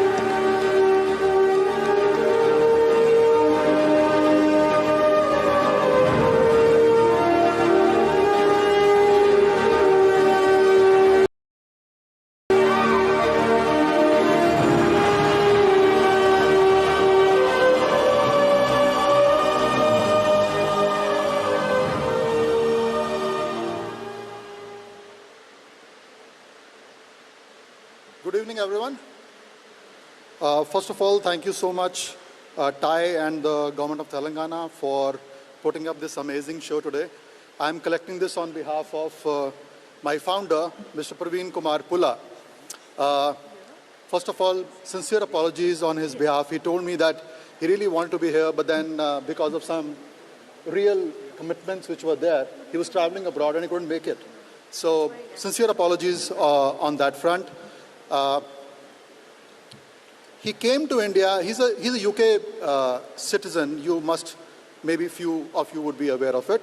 And when he came to Hyderabad for setting up a university in 2013, one thing out of the entire country, what he felt was that Telangana is the place where you should be taking this up as a project. And it is absolutely something which talks very high about the entire entrepreneurship and the ecosystem which is available in the state, because of which he chose Telangana at the first place. 2013, when he put up this project, and 14 is when the first batch came in, we had about first intake of 31 odd students. And the next year we had 67 students. And some of the people did mention that, Veen, what are you even doing? This is not going to work. Maybe you should pack your bags and go back to UK. But then kind of resilience and the patience what he had in building this, fast forward 2019, without having any political backup, without having any corporate muscle behind it, we applied for a university status, and we got the university status in 2020. So we were the only one among the entire lot who got the university status without having any of those two things, purely on the merit. And today, fast forward to 2025, we are right now 5,200 students in the campus, residential campus. Not only this, what I would also like to mention here is that today we have a host of international faculty working with us. The kind of academic rigor and quality what we are able to do is absolutely unbelievable in terms of transformation of the education in the state. And I feel so proud of my entire team that today we are EFMD accredited. We are on our path towards getting ACSB accreditation. We are QS among the top 100 and top 200 MBA programs which we run at Watson. We run 7 schools. We are there among most of the domestic rankings. We also recently got the Bloomberg Business Week ranking for our School of Business programs, which is MBA, at number 6 in the entire Asia Pacific region. So that talks a lot about the kind of rigor, the kind of quality we are able to bring in. That's a long story short, but thank you so much for the recognition. I really, really appreciate from the bottom of my heart. Thank you so much once again. Thank you, Mr. Kurma. Thank you, sir. Up next, ladies and gentlemen, let's make some noise and welcome to the stage Dr. Raj P. Narayanam, founder, Zaggle.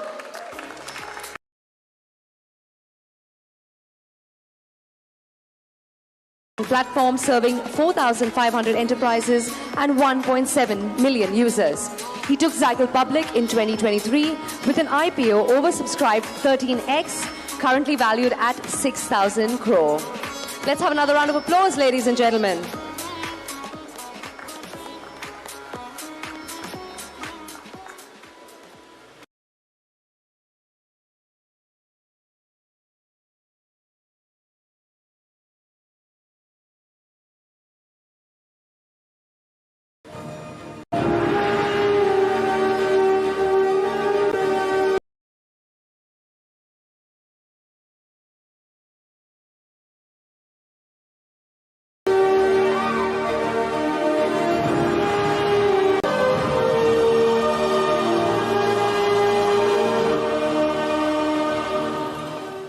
Hi, so good to see all of you here.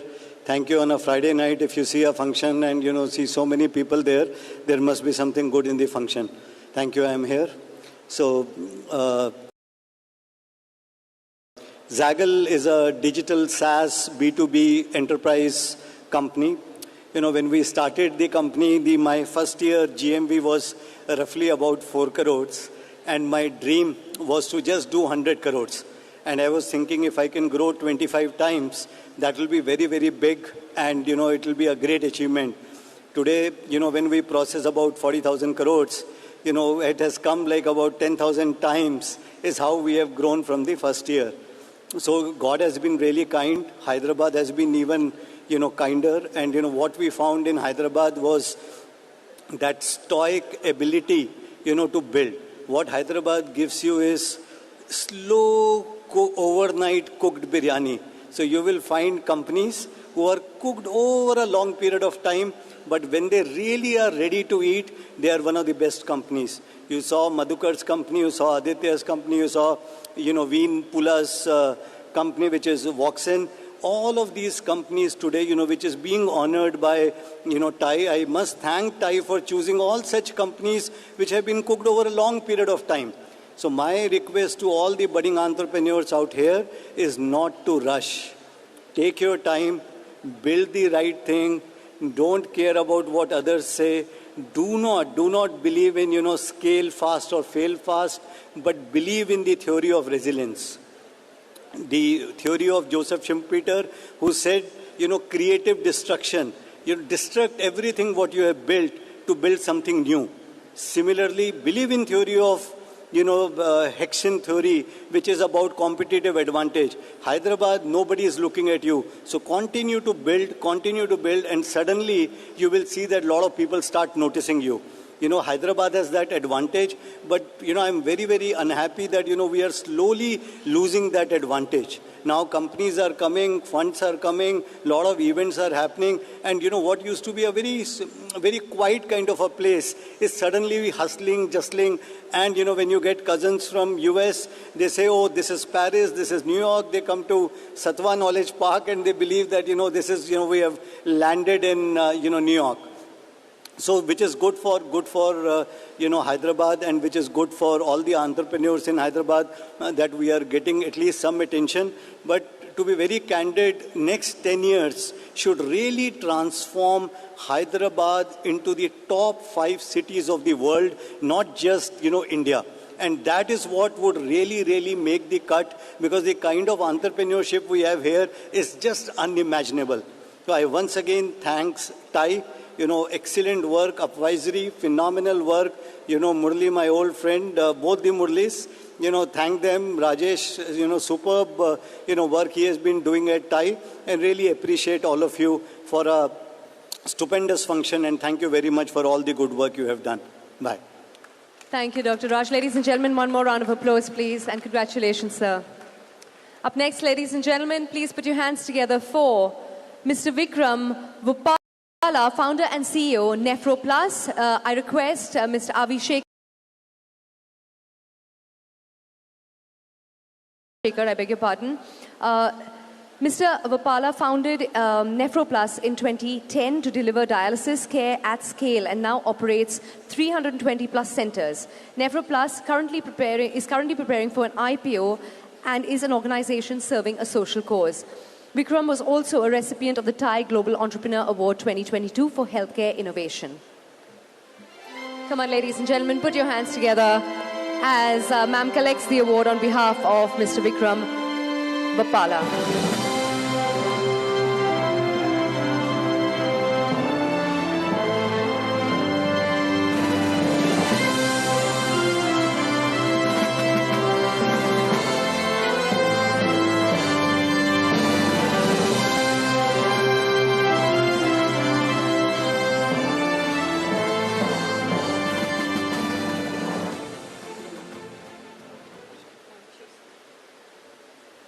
Good evening, everyone. I'm here on behalf of Vikram Vupala, and sincere apologies he couldn't make it today. I have a small message from Vikram, which I'd like to read it out. Thank you to organizing team of HES 2025 in recognizing the success of Nephro Plus and our teammates. This will encourage us to put in more efforts to create even more lasting impact. Hyderabad Entrepreneurship ecosystem has come a long way. In 2010, when I started Nephro Plus, there was no ecosystem to advise founders. Now we have such a robust ecosystem, and glad to be a part of this change. We'll continue to contribute and further strengthen this fantastic ecosystem to scale to next level. Thank you, everyone. Thank you, Ms. Shekhar. Up next, ladies and gentlemen, last but definitely not the least, please put your hands together for Vishwanath Alluri, founder, IMI Mobile. A round of applause, please, ladies and gentlemen. Let's hear you make some noise. Mr. Alluri created a global enterprise communication platform serving telecom operators across 5 continents. He took IMI Mobile public on the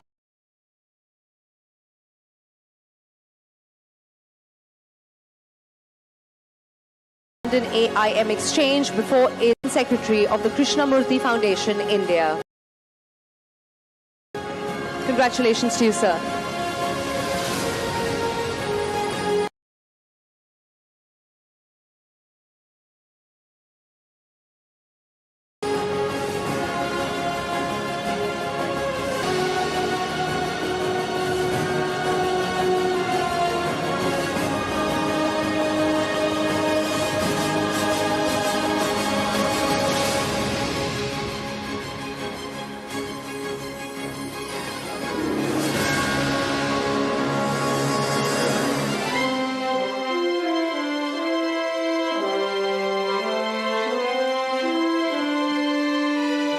I would like to request all our entrepreneurs of distinction who've been felicitated this evening to please join us on stage for a group photograph, calling Aditya and Nilima Vuchi, Dr. D. Srinivasa Reddy, Dr. Madhukar Reddy, on behalf of Praveen K. Pula, Mr. Vishal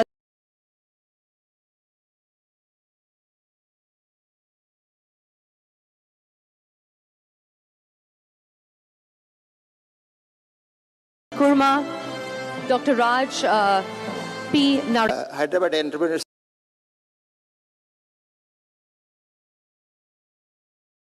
Summit and the TIE organizers for giving me this award, for recognizing the effort of my company. I've been told to give a 30-second speech, so I prepared, but I will pretend an extempo delivery. I would like to say that Hyderabad is such a buzzing city. One thing the organizers of Hyderabad city miss out is that Hyderabad enjoys the best climate among the big cities in India. Because I lived in other cities which also closely rivals Hyderabad in terms of IT attraction. Today the city has gone to, I can say, sleep. You can't move. A fellow like me who is always on the move, I say that I travel except when I land in your city because the traffic doesn't move at all. So Hyderabad, the distribution of Hyderabad is different. The work-life balance is very easy here compared to other cities. You can play your game of tennis or you can go to gym in the morning and be in the office by 9:30. That is possible in Hyderabad. This is because of the distribution of the city. It's a small pockets, financial district, Gachibowli, HITEX city. There are a radius of 2-3 kilometers. You can live there, you can have all the privileges of having a good life. So these are the things I think Hyderabad, if they can project, they'll be able to attract more. As it is attracting well, it has got a lot of buzz and life. As somebody was telling, my previous speaker was saying, Hyderabad has become like a Manhattan. The Gachibowli area is like a Manhattan now. So Hyderabad is in no way, inferior to any other city. I feel this is the best city in India. So I think it's got a great future. Thank you. Ladies and gentlemen, let's put our hands together, please, for Mr. Vishwanath Alluri. Congratulations to you, sir. We'd now like to get a group photograph with all our entrepreneurs of distinction.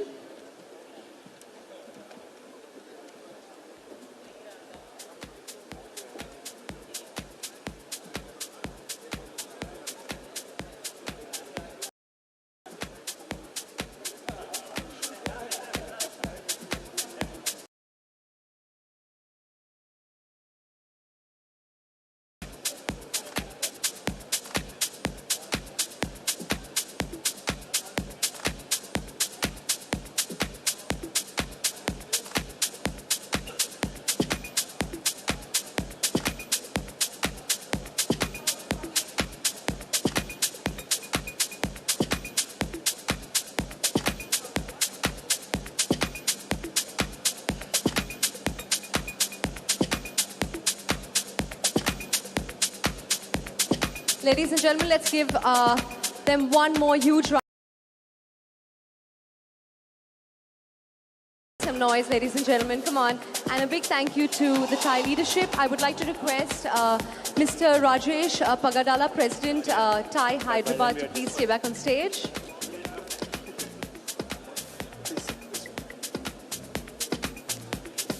So ladies and gentlemen, we're going to be now moving into the Thai Hyderabad Entrepreneurship Awards, and to take this forward, I would like to request, terribly sorry to call Sir back, but I'd like to call Mr. Rajesh Pagadala, President, Thai Hyderabad, along with Mr. Kali Prasad, Thai Hyderabad Vice President, to the stage. Let's give them a warm welcome with a round of applause.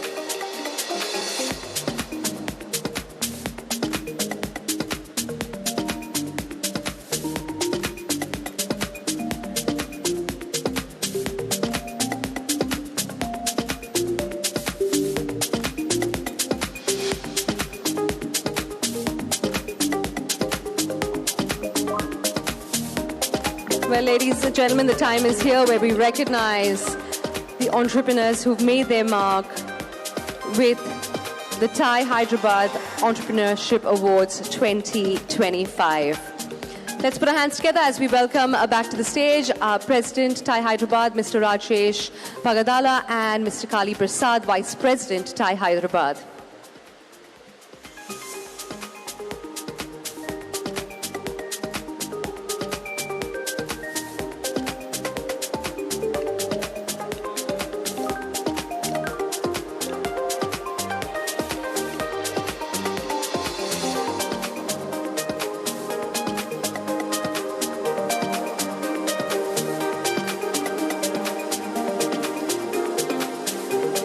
This is a moment we've all been eagerly looking forward to, ladies and gentlemen, where we celebrate and, of course, recognize excellence in entrepreneurship and those who've made their mark consistently. So we're finally here at this very exciting juncture of the evening. Let's put our hands together, please, to welcome Mr. Kali Prasad to the stage.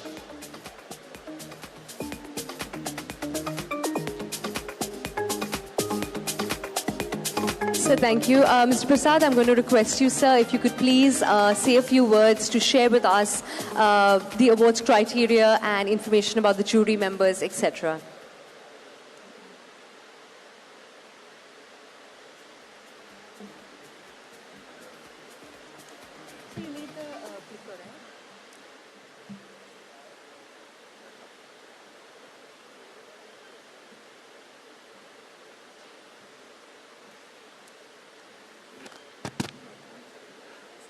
Hello. Good evening, everyone. Now, this is a long-awaited function. I think this is the last event for the day, no? And I think I am standing between you and probably the dinner and cocktails. So, this is first time we are introducing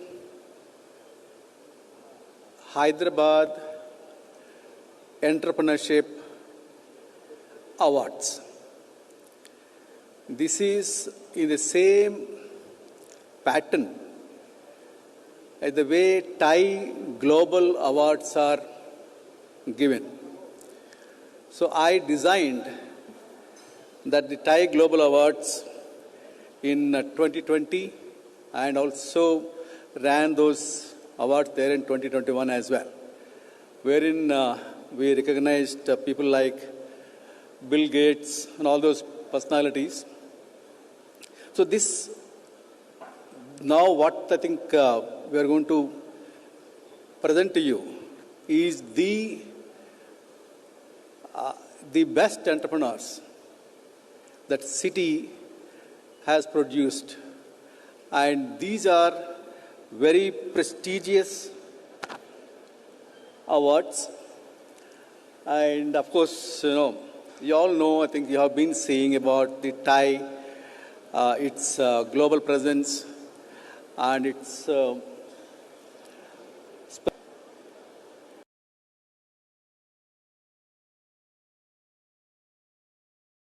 yeah.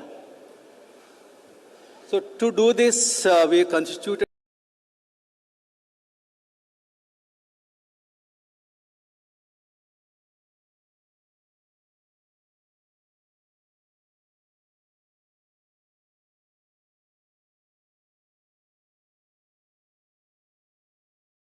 a committee and entrepreneurs that the city is proud of. And I think we have been able to really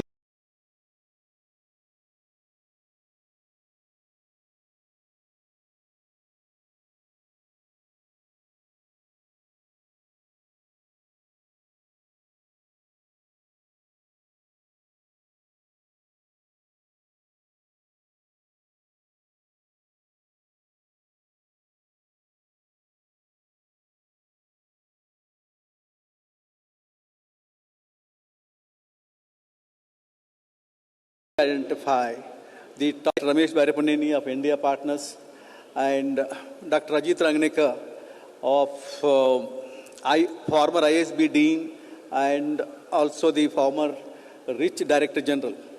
And also we have Mr. Sudipta Bhattacharya. He is the Chief Technology Officer. Now I think he is now called Chief Transformation Officer from Adani Group. So these are the jury, are very eminent personalities. And after we did the entire research, and this jury went through the data provided by us, and they collectively finalized the winners for this year's TI Hyderabad Entrepreneurship Awards. So, and also, of course, this entire research was done by a team from TI Secretariat, team consisting of Manasa, Narinder from TI Secretariat, and Sayantan and Vinod from EY office. I think we have used extensively the resources of EY to collect data about these entrepreneurs in the city for our research, and the students from ETH Business School and also Sparsh Shah is also part of this research team. So this all, a lot of work has been done for almost like 2 months to arrive at these final winners.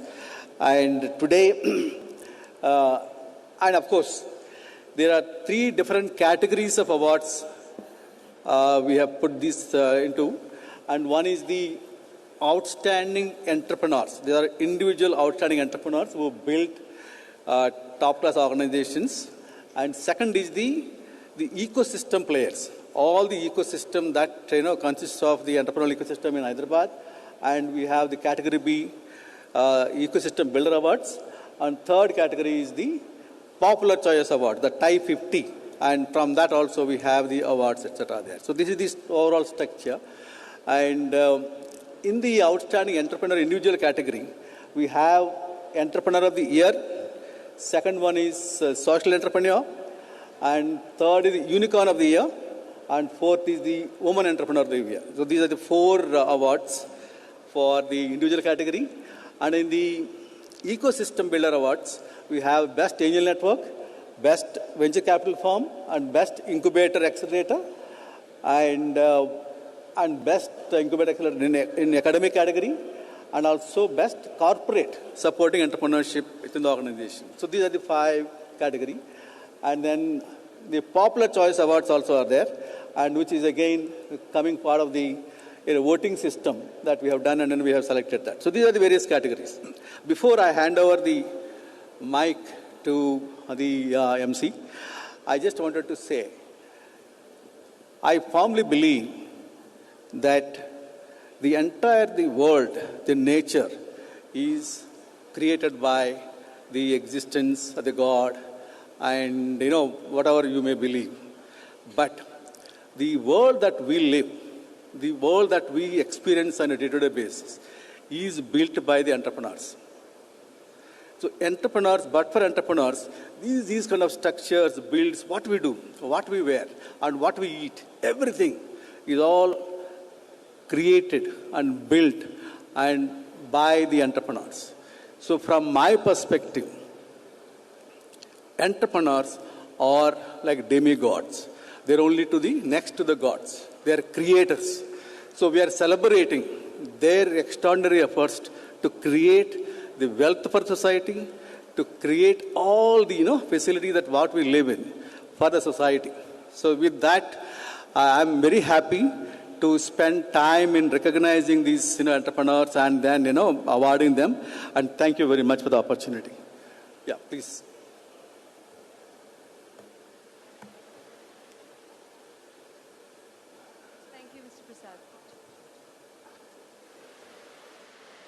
Check. Thank you, Mr. Prasad. Ladies and gentlemen, I'd now like to invite from our sponsor EIPL, Ms. Madhulika, to the stage. Could we welcome ma'am with a round of applause?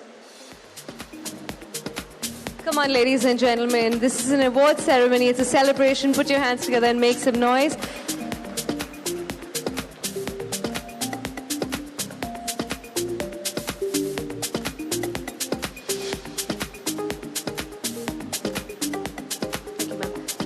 Could we also have, please, the EIPL video? Some visions don't just rise, they lead. They redefine skylines and create legacies. Evoking awe since 2008, EIPL Group has been known for crafting exceptional homes in prime locations, created with precision and intent. River Edge, a resort-like community that redefines riverside living. La Paloma, where luxury and peace coexist in perfect harmony. Cornerstone, 10 majestic towers that celebrate community living. And now, Treasure Trove, an ultra-luxurious villa community at Tukuguda, defined by a design philosophy of endless life, light, and nature. It's a project taking shape for achievers who turn ambition into legacy. Luxury at EIPL is delivered through biophilic design with pace, precision, and the promise of EIPL standard delivery. EIPL Group, building trust and creating landmarks.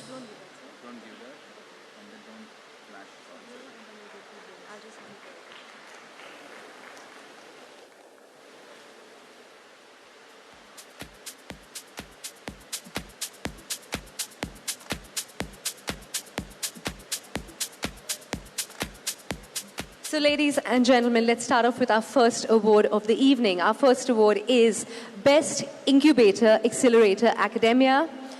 And the award goes to the Center for Innovation and Entrepreneurship, IIIT Hyderabad. Let's have a huge round of applause.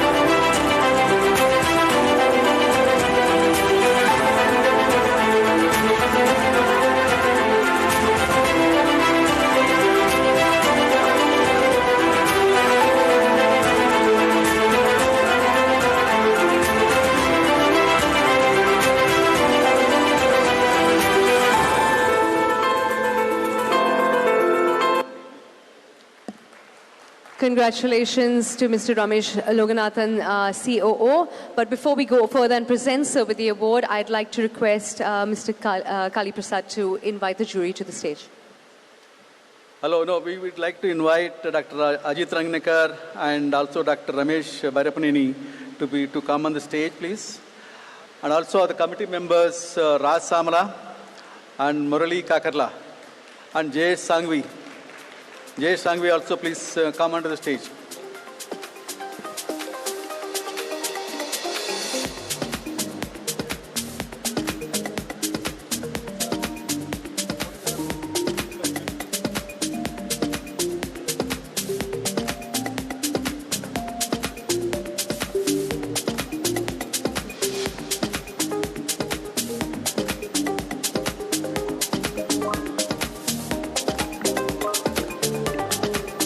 Well, ladies and gentlemen, now that we have our jury member on stage. Oh, sorry. May I also request my friend Mr. Dr. Murali Kapatnam to come on the stage, please.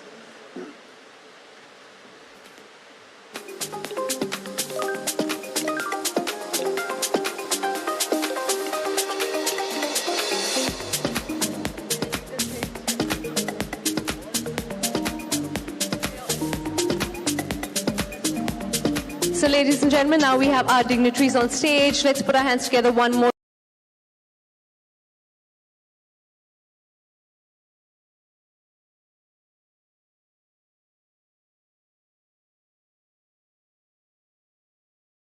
Center for a huge round of applause, please.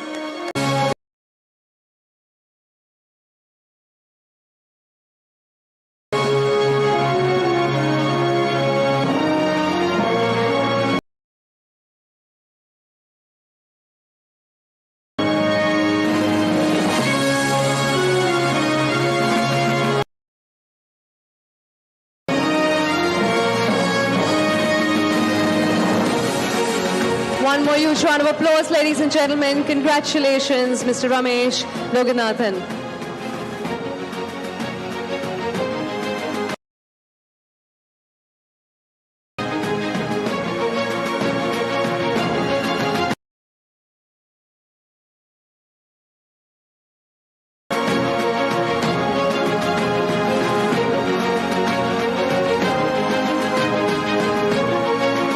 Ladies and gentlemen, our next award is